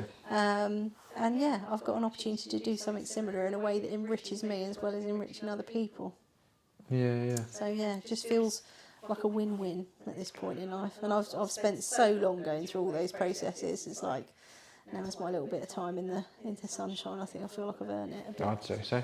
And I'll still never stop learning. No. I'll still never be, I just think I'll be learning till I'm 99 if I'm lucky enough but I think to get there. If you write yourself off as not learning anymore, Nobody be knows boring, it all. isn't it? And the more you know, the more it's the more you impossible to know learn. everything. How can you possibly get to a point where there's nothing left to learn? Exactly, and the more you learn, the more you realise how little you know. Yeah. Because every little avenue opens up a whole new vista that you didn't know existed. And that's just the amazing thing about life. But it's staying optimistic. It's being alert to opportunities and being brave enough to take them. Yeah. I've given up worrying about the future too much because I spent my whole life worrying about the future and just kept having it collapse around my ears. And actually, since I've just, the thing is, you keep remembering what happened in the past and you can't change that. It can just be like really depressing. Yeah. And if you keep projecting too much, what's going to happen next week, next month, next year, or what's my pension going to turn out like, you can just end up so anxious. Yeah. And it's all about realms that either don't exist anymore or don't exist yet. But if you make the best you can of every single day, try not to be a dick. If you are, put it right. Be a decent, nice person, but give yourself a bit of permission to laugh Yeah. Wiggling your toes in the grass sometimes is not a waste of time if you're having a really nice time No, doing exactly, it. yeah. You know, and we all think we have to be grafting and this and that and never give ourselves a break, but you just need to do it. You can't fill everyone from an empty cup. No. You can't. And if you get to the point where you're feeling strained, then you just need to have a look. Like I said, you'll put up with what you think you deserve. You'll tolerate what you think you deserve. If you realise, actually, I'm worthy of a bit of space, a bit of love, a bit of the good stuff too. How am I going to get that? There's no reason in the world why you can't have it. If somebody else can have something, if somebody else can do something, there's no reason why you can't, as long as you have the desire to go and get it. Yeah, definitely. Time spent wishing is time wasted. Go do it, or don't do it. Choice is yours, but it all starts with a decision. How pissed off how long do you need to spend getting pissed off enough to make that decision? Yeah. Or do you shortcut it 5 and just have an minutes, or awesome is it life? And I think just that's get the on with point it, where yeah. I've learned to just hit the switch now. Yeah. You know, I want to do that. So you've been here and watched me hit that switch. How long did it take? Yeah, 2 seconds. 2 seconds, total life change. Yeah, But yeah. if you know it's right, and the universe seems to lay down and everything falls down like dominoes in the direction to help you get there. I think that. What's your take? I know we're going on now. What's your take on this theory of like the power of manifestation? Like I say, everything starts with a thought. I sort of don't like the whole label of the manifestation thing, but I do find that the more you worry about something and try to plan for it, the more it will happen. The more you go... There's two things there. If you plan for something, you're more likely to make it happen. So if you can visualise a goal, nobody can have what they can't see. Yeah, it works both ways. But I think So- if you're someone that's like, oh, my car will break down. I know that my car's going to break down. You save all your money, squirrel it away. Sure as shit, your car will break down. Whereas I've kind of found that whether I've just been pure shit pot luck, I have no idea. Where are you putting your energy in that scenario? It's like people Into think, worrying and bringing when that thing on. I've got the money, so what the actual message you're sending out to the universe is I don't have the money. Yeah. Whereas I'm just like, Whereas if you when I already was younger, definitely, it's like, car won't break down, car will be fine. I'm going to go and do that thing. And my car's never broken down. yeah. But it will now, I know it will, because I've just tempted fate. What does that say then about living life from a position of gratitude? Being grateful for what you have rather than focusing on the lack of what you haven't got. I do think there's a level of, like,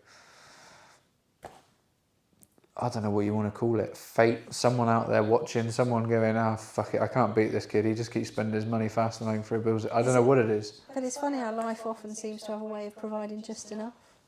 But like, as soon as I sat around trying to think about doing a podcast and like, who can I get on as guests, who's this, who's that?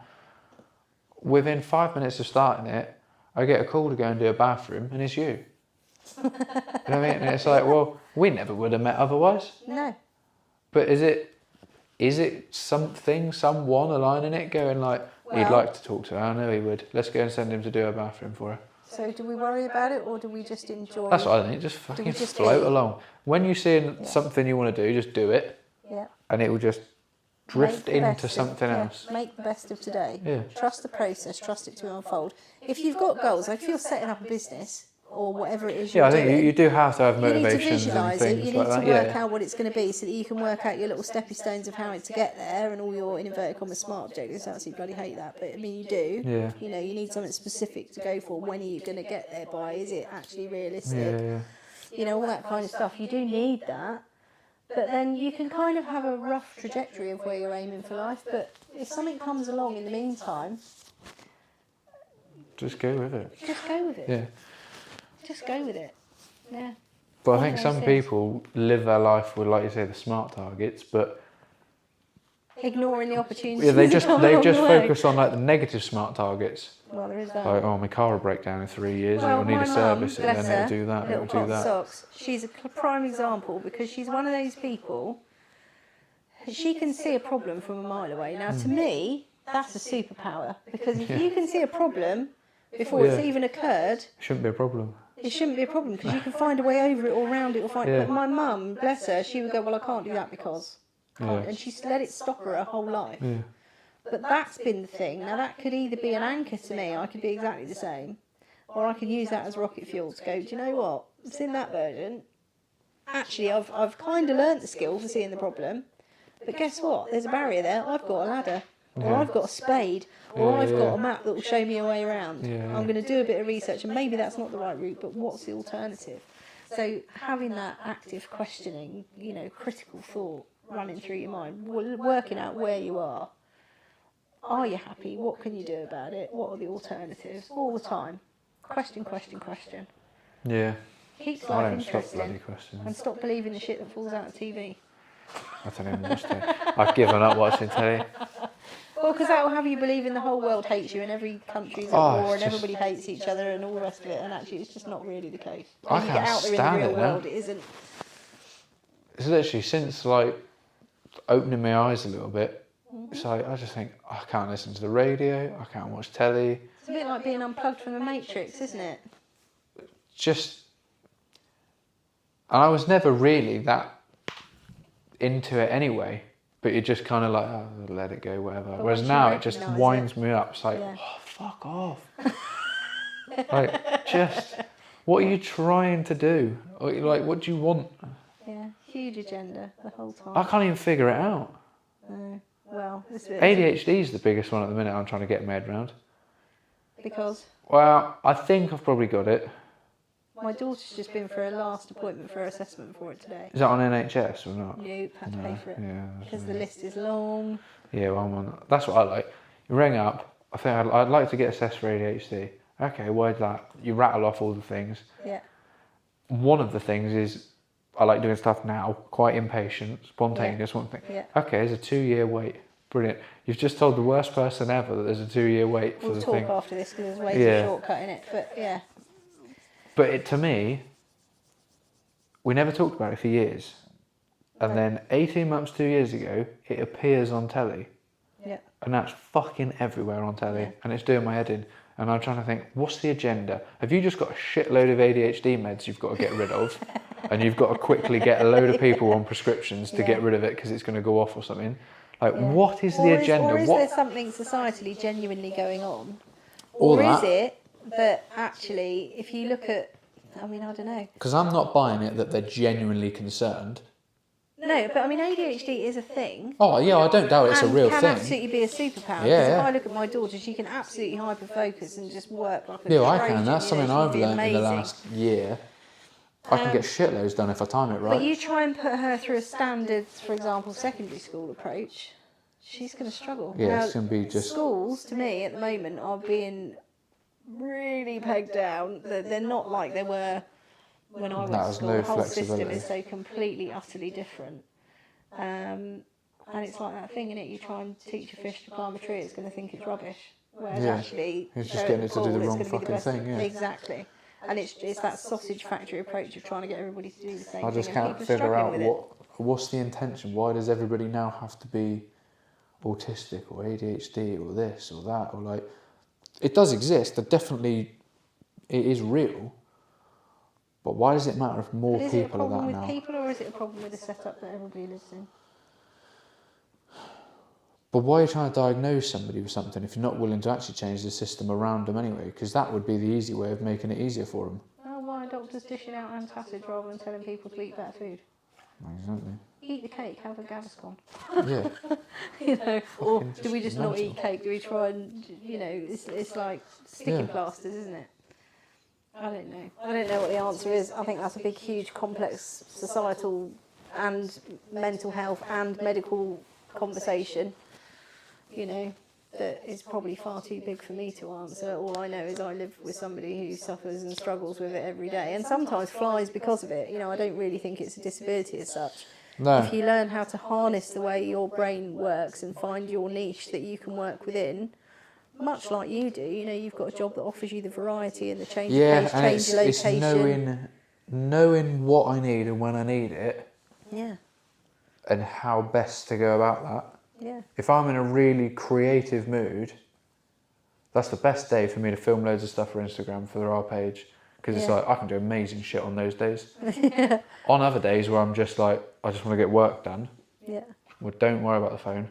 yeah, But I need to know that right today's the best day to do this. Yeah. Today's the best day to do that. yeah, absolutely. I've got a little 3-hour period And she's now the where same. I can just like, I can get shitloads done now, but do not try to get me to So do it she later. can fly on some days. Yeah. And other days, she'll know everything in her head, but she'll try and put it down for an assignment, for an example. And she said it's like I've got a toddler in my brain and I've got to appease it with something, otherwise it won't let me have the information.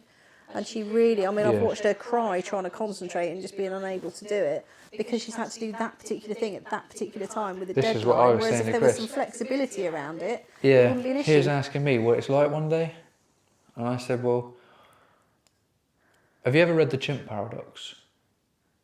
I haven't. No. So the concept is you have the human brain, the chimp brain, and the computer brain. And the computer brain's fast, but the chimp always gets there quicker. The chimp is the first one to a new situation, but a chimp can only act on emotion, it can't deal with anything else. Then the computer gives you the evidence that you've already compiled, and it's down to you to go, right, here's emotion, here's evidence, this is how I'm going to handle it. Yeah. Sometimes things happen too quick and the chimp takes over. Yeah. Where I sort of think, in my mind, there's me and a chimp. Yeah. I get on really well with the chimp. See, that's what Ilana calls her toddler. Yeah. So when me and the chimp want to have fun, it's the best day ever. I fucking love it. But it is an absolute nightmare when I need to get something done, but the chimp's seen something shiny. She's on one, yeah. I said, Chris, it's like, we're trying to do something, and I said, the chimp has spotted this treehouse miles away, and it's just hanging on my arm, hopping around, like, let's go, let's go, let's go, let's go, let's go, let's go, let's go. Yeah. And all I can do is like, I'm just screaming, I need to do this, I need to get on with what I'm trying to do. But I know that the only way really for me to progress is go, fine, let's go look and have a look at this fucking treehouse. And it's like, if the world can allow me and I'm able to go, right, come on then chimp, show me what you found. Yeah, exactly. We'll go and have a look at this treehouse, and then he'll be happy, I'll be happy. Yeah. But we're stuck in this world where it's like, no, you've got to do this now. We're in this time, we're doing this. Yeah. And it's like, you try telling this fucking chimp that, because he ain't buying it. Yeah. He's stronger than I am, he's bigger. What's happened in the world over the last few years, and how it has changed, and how the world of work has changed, and how we had that couple of years of isolation, and we're all coming back out into the world. I can see why it's a problem. Yeah, oh yeah. I really can see why people are struggling with it. You know, the nature of the world has changed. Has the nature of people changed? I don't know. I think people are just a bit messy at the minute. Oh yeah. Yeah. I think on the whole it'll run its course, and I don't know, I think we're going to end up in a better place. Yeah. Like the best place ever. But I think it's going to be weird in the meantime. Because I don't really understand this labelling and identifying, and it's a bit of a hot topic, but why does everything need a label? Why does everything... We're just people. Because by the time you've labelled everything, the communal word for it is people.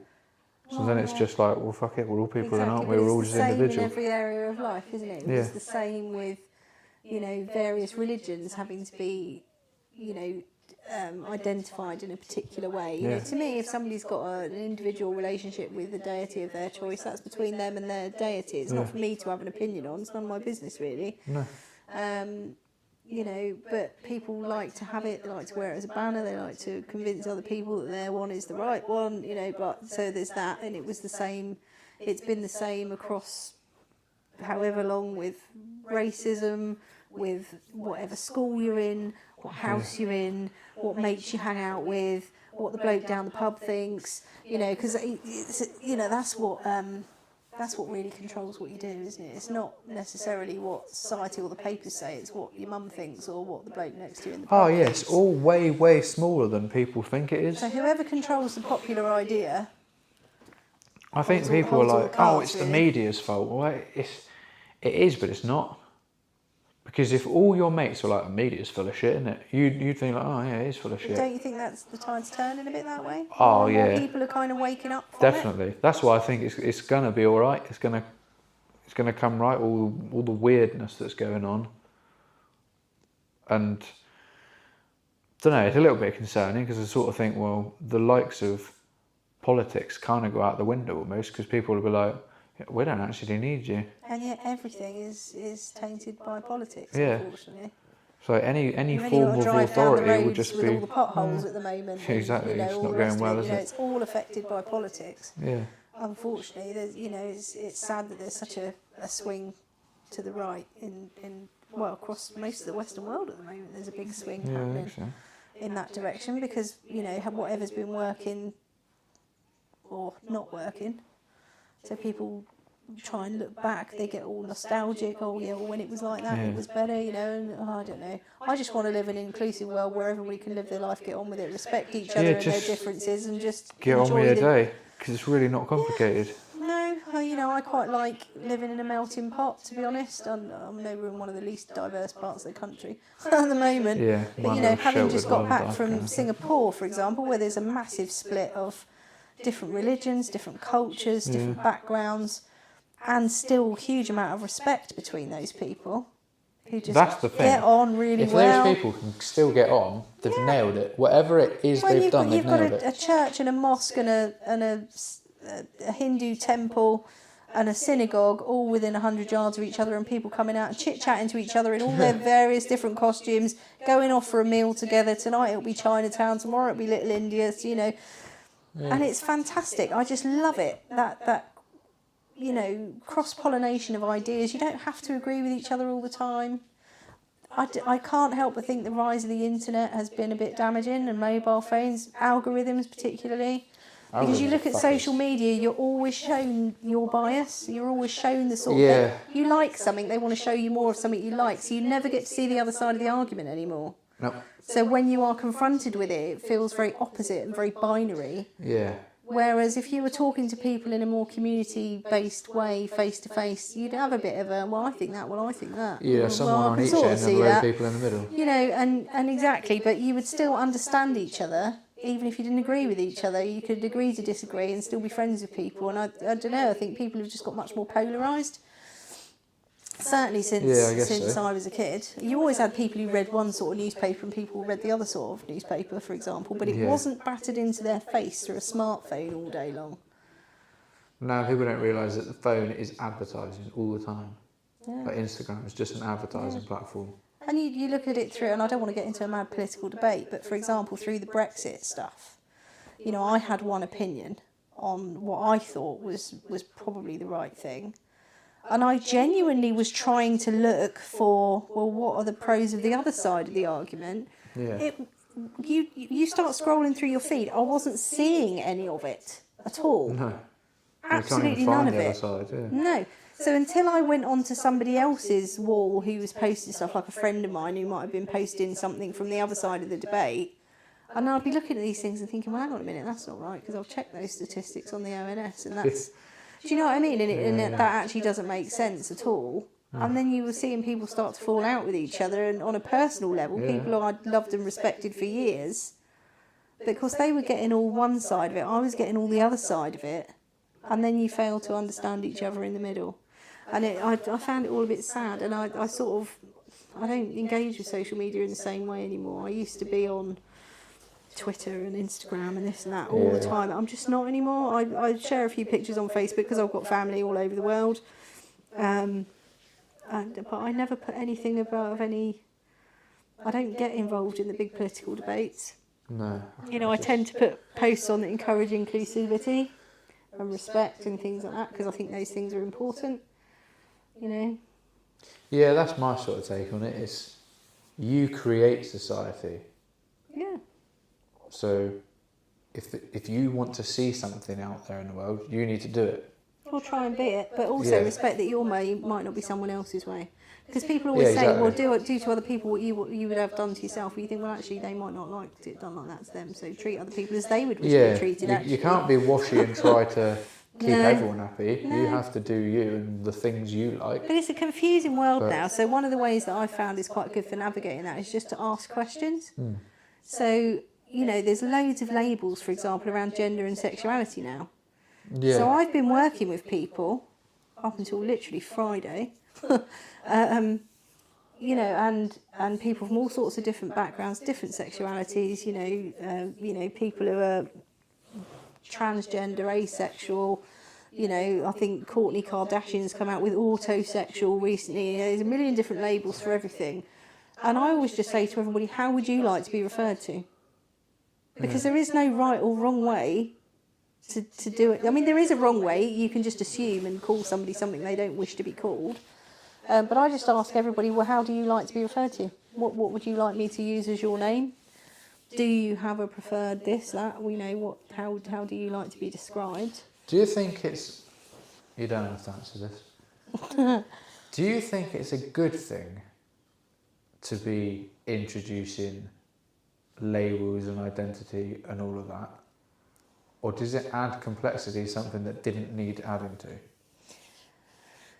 I think it's good in a sense that it's great that you're people now can able express to, themselves. you're expressing yourself, you're owning your situation, and you are being proud of your own situation. I think that is However, a massive part of the battle. But for me, are you just overcomplicating it? I don't care what somebody calls me for my own purposes, because for me, unless, for example, I'm planning to be intimate with somebody, then my sex life really has nothing to do with anyone else. No, I think your day-to-day life. So it's not something I'm going to discuss with lots of people. Now, people will make assumptions, and that's okay. I'm not bothered. If somebody wants to ask me, I'll have a conversation with them about it.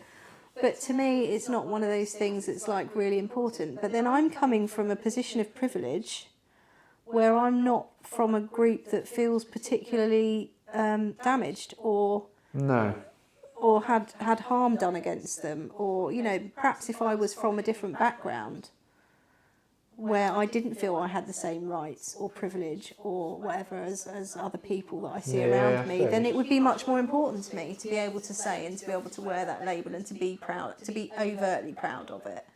So I don't really see anything wrong with it. I just think we're all in No, a I don't different know that place on the it's spectrum. not necessarily wrong, but does it add complexity and confusion to people? It's a more confusing where they're world potentially confused. Like I still question now, and massively 18 months, 2 years ago, who even am I? What am I? Who am I? Everybody does. Not in like a what am I into sexually and like that, but just I think most people question that at some point in their life. Yeah, but as a person, who am I? What am I all about? What do I mean? Yeah. Well, that's confusing enough without any labels and shit being One picked thing in. that I was quite shocked which by one are you going to go with? when my kids started secondary school was that they were introducing, you think this is some time ago now when my kids were starting secondary school, but even then they were starting to have people introduce themselves by their pronouns. Now that's not something I ever had to think about when I was at school. I didn't know what fucking pronoun was. I only learned what a pronoun was when this came out. My kids were in year 8. I think one of them came home one day and they'd been asked, "Are you bi yet?" Like it was some kind of expectation. Do you know what I mean? And I was like, well, that's just a bit straight. You're not at an age where you're actually sexually active, so why are you even talking about it? Yeah. What happened to just being a kid? And I'd have no problem questioning, and when they've asked me questions, I've absolutely given them an age-appropriate answer. To the point where the curiosity is satisfied and not beyond there. And I've never shied away from subjects or topics or anything they've wanted to ask. I'm an open book. But I do think it's a more difficult world to navigate now than it was when I was a kid. I was kicking around, I was born in 76, kicking around in the kind of, through the 80s and whatever as a kid and playing out in the street and all the rest of it. And I never had to think about what my pronoun was or what sort of partner I might until I was probably... Well, it would literally have been when this identifying thing started, probably 2 or 3 years ago. If you asked me what my pronouns were, I wouldn't have had a clue what you're on about. No, exactly. Because I wouldn't have been paying attention in school to know what pronouns are. So it's a different world now. Different isn't necessarily bad. It's just different. Yeah. I'm probably a bit of a dinosaur as far as my kids are concerned. I'm massively open-minded. I'm not bothered what anybody wants to do. If they're not inflicting harm on somebody else, then, live your life. Yeah. Great. Doesn't bother me a jot, and I'd be thoroughly interested to talk to people about it. But I do think it's a confusing world. I mean, to be a young teenager is confusing anyway, like you said. It's weird, And they've got, like you say, all these messages, the mobile phones, the social media, the comparison between each other, the I would having to hate to be like having a to be teenager again now. Snapchats going everywhere, having to take selfies and put them out, always having to be selfie ready, you know, all this stuff all the time. I think, how grateful am I there were no mobile phones and I was having my messy nights out through the 90s or whatever. I hated being a teenager as it was, I think. I would fucking hate it now. If someone said, right, you're going back in time, you're going to be But imagine 14 again. if all of those drunken fuck, please, karaoke no. nights or stupid things you did Yeah. were sort of being beamed across the internet to all your friends and family, you know, at a second's notice, live. You know, we didn't have that kind of pressure. I don't think I had my first mobile phone until I was about 20. You know, I didn't have a decent one until I was, fuck knows, 18, 19. I bought a second-hand iPhone off someone at college. Yeah. 50 quid. I can remember sitting in a pub with my friend, and I think she was 18. She had one of the first bricky type mobile phones, and it was, you know, pressing the numbers umpteen times for the letters for text messages. And I was like, oh wow, that's so cool. You know, you look at it now, it just looks like so outdated. But you know, I just didn't have all of that. No. Just didn't have it. You know what it was like when there was a rumour going around at school? That was bad enough, but imagine that. Yeah, actually. And at least when you went something. home, you were in your bedroom, you were on your own. It wasn't hitting your phone all the Yeah, time. ding, ding, ding, ding. Yeah, it's really difficult. And people are much meaner from behind a keyboard than they are face to fuck yeah, face. no one's brave enough to say shit to your face. I mean, it is a different world now for sure. They face different pressures. You know, they've got a lot of pressure. You think you're doing, 9 GCSEs or whatever it is they do now. That's a lot of courses to do in one go. Yeah, you wouldn't sit 9 Add to courses now, would you? Add to that All at once. the social pressure. Yeah. I think they're up I do against think it's a a lot shame. now, It's a bit kids. of it's a design fault of humans. You can't really do anything about it. But Right. I sort of think, I know I'd have done so much better at school if I could have started secondary school at 21. Yeah, absolutely. And this Because is by the then thing. I was inquisitive, I wanted to learn stuff, Yeah. And I again, had you can- questions, I didn't really care about asking Yeah. questions. You can talk about the press and stuff, giving people a bad impression, but a lot of people give kids a hard time. Yeah. But actually, a lot Fucking of pointless trying young to teach me when I people was younger. are so impressive. Yeah. So most young people are great, and I really learnt that when I went back to uni. Yeah. That they're just amazing, creative balls of energy and whole new ways of thinking about things. I'd do so much better in school if I could just start now. Yeah. But then it's easy to be the general after the war's been fought, isn't it? Hindsight is a wonderful thing, but when you're in the middle of it But it's all, that ability to be authentic. Like I Back know to me, that I again. struggled with English because I didn't want to show my artistic different viewpoint of stuff. I'm a teenage lad. yeah. There is no quirky spin on this story. And that's what's a bit sad what about it is. school now, is the sort of squashing of those Yeah. creative subjects Yeah, that have gone on in favour of, for all good reasons, for industry, for maths and science and all the rest of it. But let's not forget the creative industries in this country are huge, Yeah. economic powerhouse. Well, any kind of innovation comes from encouraging creatives, isn't it? So. Yeah, absolutely. So, who knows? The tide will turn again, it will flip-flop, it always does. Nothing stays the same forever. Political wills and tides will change. Yeah. But it just happens to be where you pop up on the timeline and where you're born, what card you're dealt, doesn't it? Yeah, that's what I think.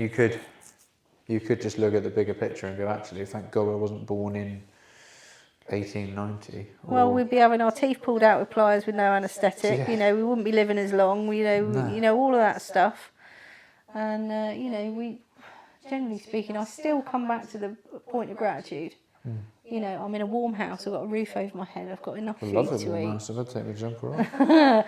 But My house is freezing. yeah, no, I've got enough. And that's a lot to be said in a world where an awful lot of people don't have anywhere near enough. No, nothing. So yeah, we can whinge or we can celebrate what we've got. Yeah, Make the just get best on of what with your we've day. got.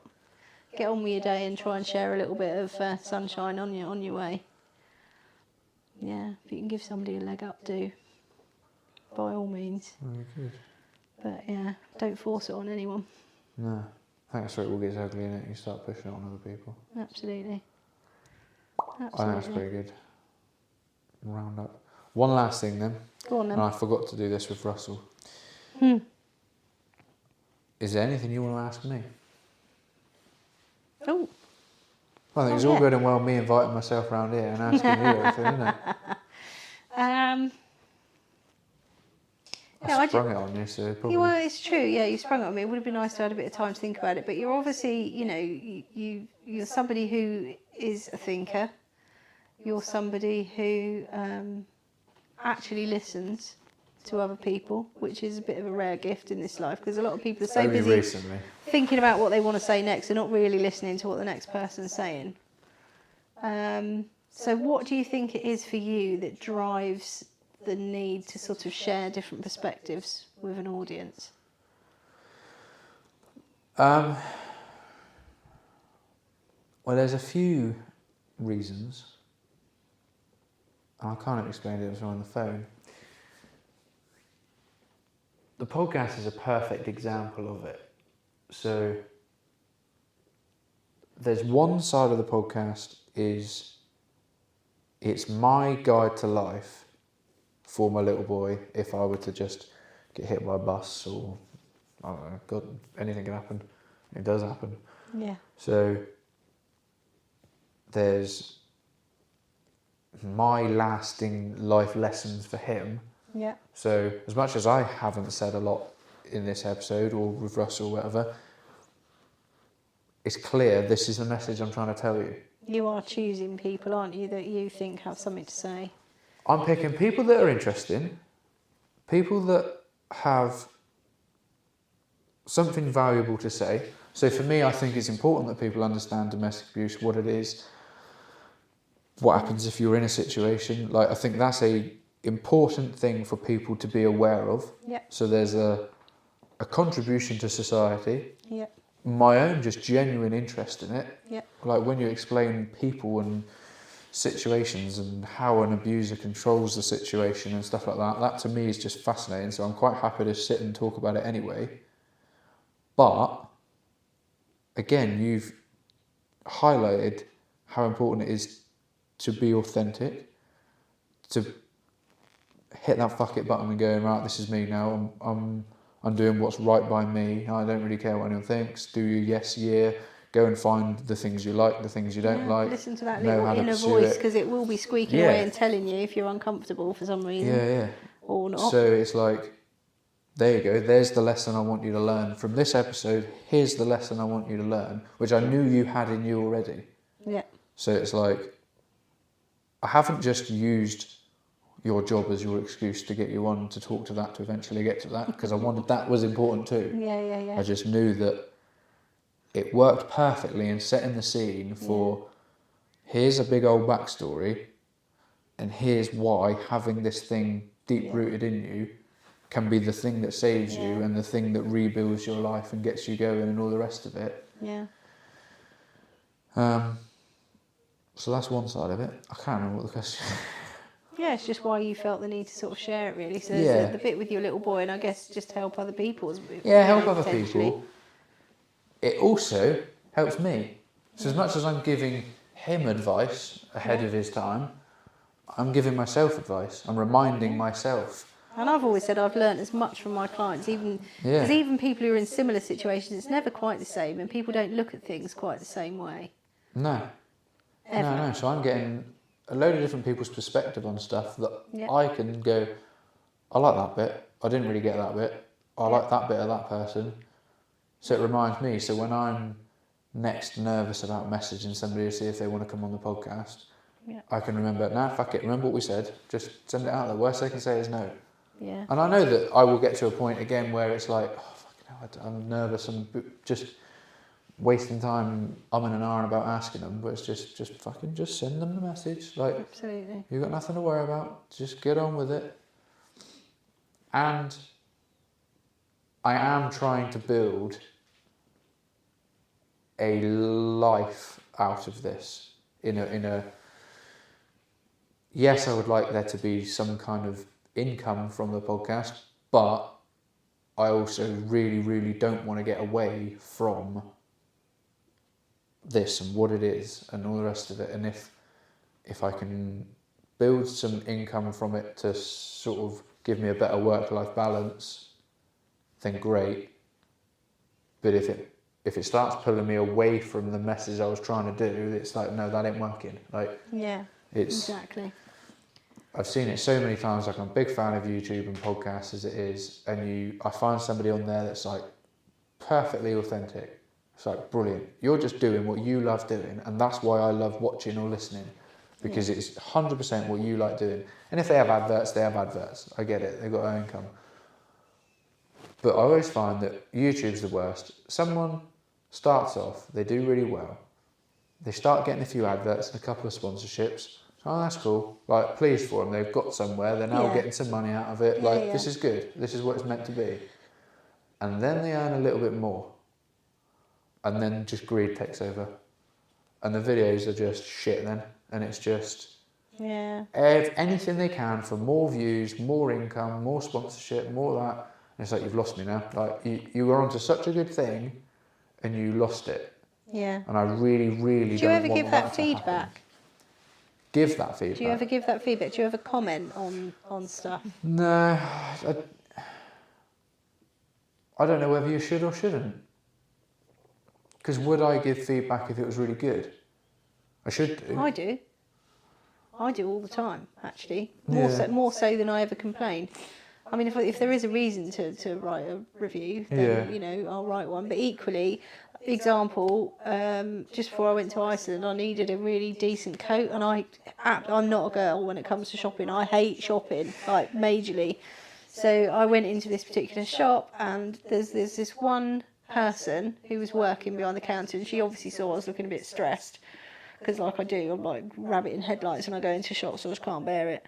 And she said, "What are you looking for?" And she asked me a few questions, and she went round, she came back with 3 or 4 things. Like, the second one I tried on was perfect, and she just saved me half a day. Yeah. And I thanked her very much directly, and as I left, the store manager was downstairs before I went out, and I said, "That person upstairs, absolute asset." I do that all the time. Yeah, I do. I don't do it as much as I should.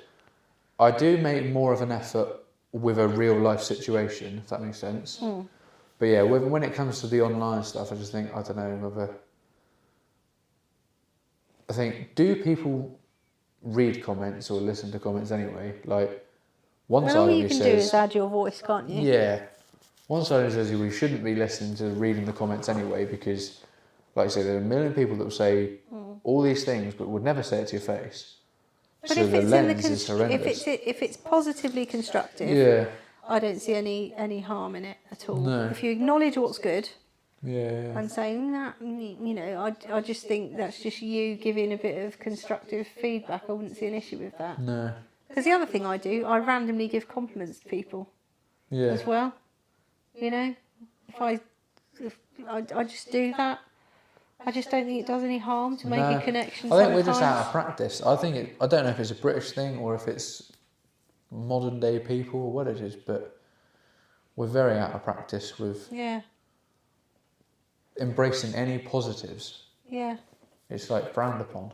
Yeah, I guess. And I suppose people always worry how people are going to take something, but I think if it's well meant. You can't go too far wrong if you genuinely mean something well. No, you know, and I said to people, I love your jacket, or you know, that's really nice, or gosh, you smell lovely, or you've got a lovely smile, or you know, and it really does brighten people's day if it's genuine. Yeah. Well, thank you for that. You've really helped me with that. I really appreciate that. You know, that goes a long way. Just again, coming from a place of gratitude and just appreciating what's around you. Well, it builds a much happier life. Yeah. We can all find something to whinge about if we want to. Oh, yeah, it's not hard, is it? But I'd sooner not concentrate on that bit. Well, you're also focusing on the negative yourself, aren't you? And what you were saying earlier, the more you focus on the negative stuff, what do you start to attract? It's just constant. Yeah, exactly. So, you know, gratitude is the place where it all starts. Gratitude and authenticity have got to be the 2 buzzwords from this chat, and probably most of the other ones you've had as well. Yeah. People who've reached breakthroughs. That's what I think. I just want a nice long podcast where people can really get into it, listen to it, learn about something in full. I hate it when I listen to like an hour-long podcast and they've got someone really interesting. By the time they've done the intro, advert in the middle, and a little piece at the end, you've had like 20 minutes of what this person does. Yeah. It's like, fuck, I just want to get into it. Like, imagine David Attenborough introducing some rare species and then just going, that's about all we've got time for today. It's like, fuck! You can't leave me there. Yeah, So I just absolutely. think, just go for hours if you need to. Like, if I've got to do something, I'll pause it. I'll come back to it later. Yeah. Yeah, it's true. Like, don't cut me out. I want to know. Yeah, absolutely. Especially if it lands in a hyperfocus and I'm doing something boring. I'm just like, Yeah, I love it. understand that one. It's perfect. Yeah, So awesome. yeah, hopefully I answered your question. Yeah, I think so. Yeah, no, it's been a nice little chat. Definitely. Definitely. Always a million other things you could mention, but you know. Oh, it goes on forever. Yeah, it does. Yeah, You could life talk can be for hours. scary. Do it anyway. Do it with a grin. Yeah. Appreciate people along the way. You can't go far wrong. Right, well, thank you everyone for listening. That was Emma. Thank you, Emma, for doing that podcast with me. With fear of sounding like the TV brigade, if anything you heard in this broadcast was triggering or upsetting for you, now, what I'll do, if anything is of any use to anyone, in the notes for this podcast, I will put phone numbers and there's a couple of email addresses and stuff for all the charities that really in this country and kind of in the southwest. I'll put all the phone numbers and that in the notes for this one, so if anybody needs to get in touch with anyone, then just fucking do it, because it'll be good for you. But yeah, thanks again to Emma for doing that with me. I wish her all the best of luck with her tattooing. I will be going along at some point to get stabbed as well, because we've already been chatting about an idea that I want. Yeah, thanks again everyone. Not entirely sure when the next one will be, but I will just go as I am, just doing them as and when I can get people on, and when I finally get to sit down and edit it and just make it sound a bit better. I'm still learning the ropes of all the tech stuff, so if it's a bit robot and Tin Man, then I apologise. Just please bear with me. I will figure it out eventually. But yeah, as per usual, if there's anyone out there that is interesting or knows someone that is interested that would like to come on and talk about stuff, then I'm all ears. I want to know about bees. I want to know about everything. You name it, I want to know it. So, yeah, thanks for listening. I'll catch you next time. Ciao, Bella. Good evening, ladies and gentlemen. In today's... No. Good evening, ladies and gentlemen. And this evening... Good evening, ladies and gentlemen. And in this evening's episode...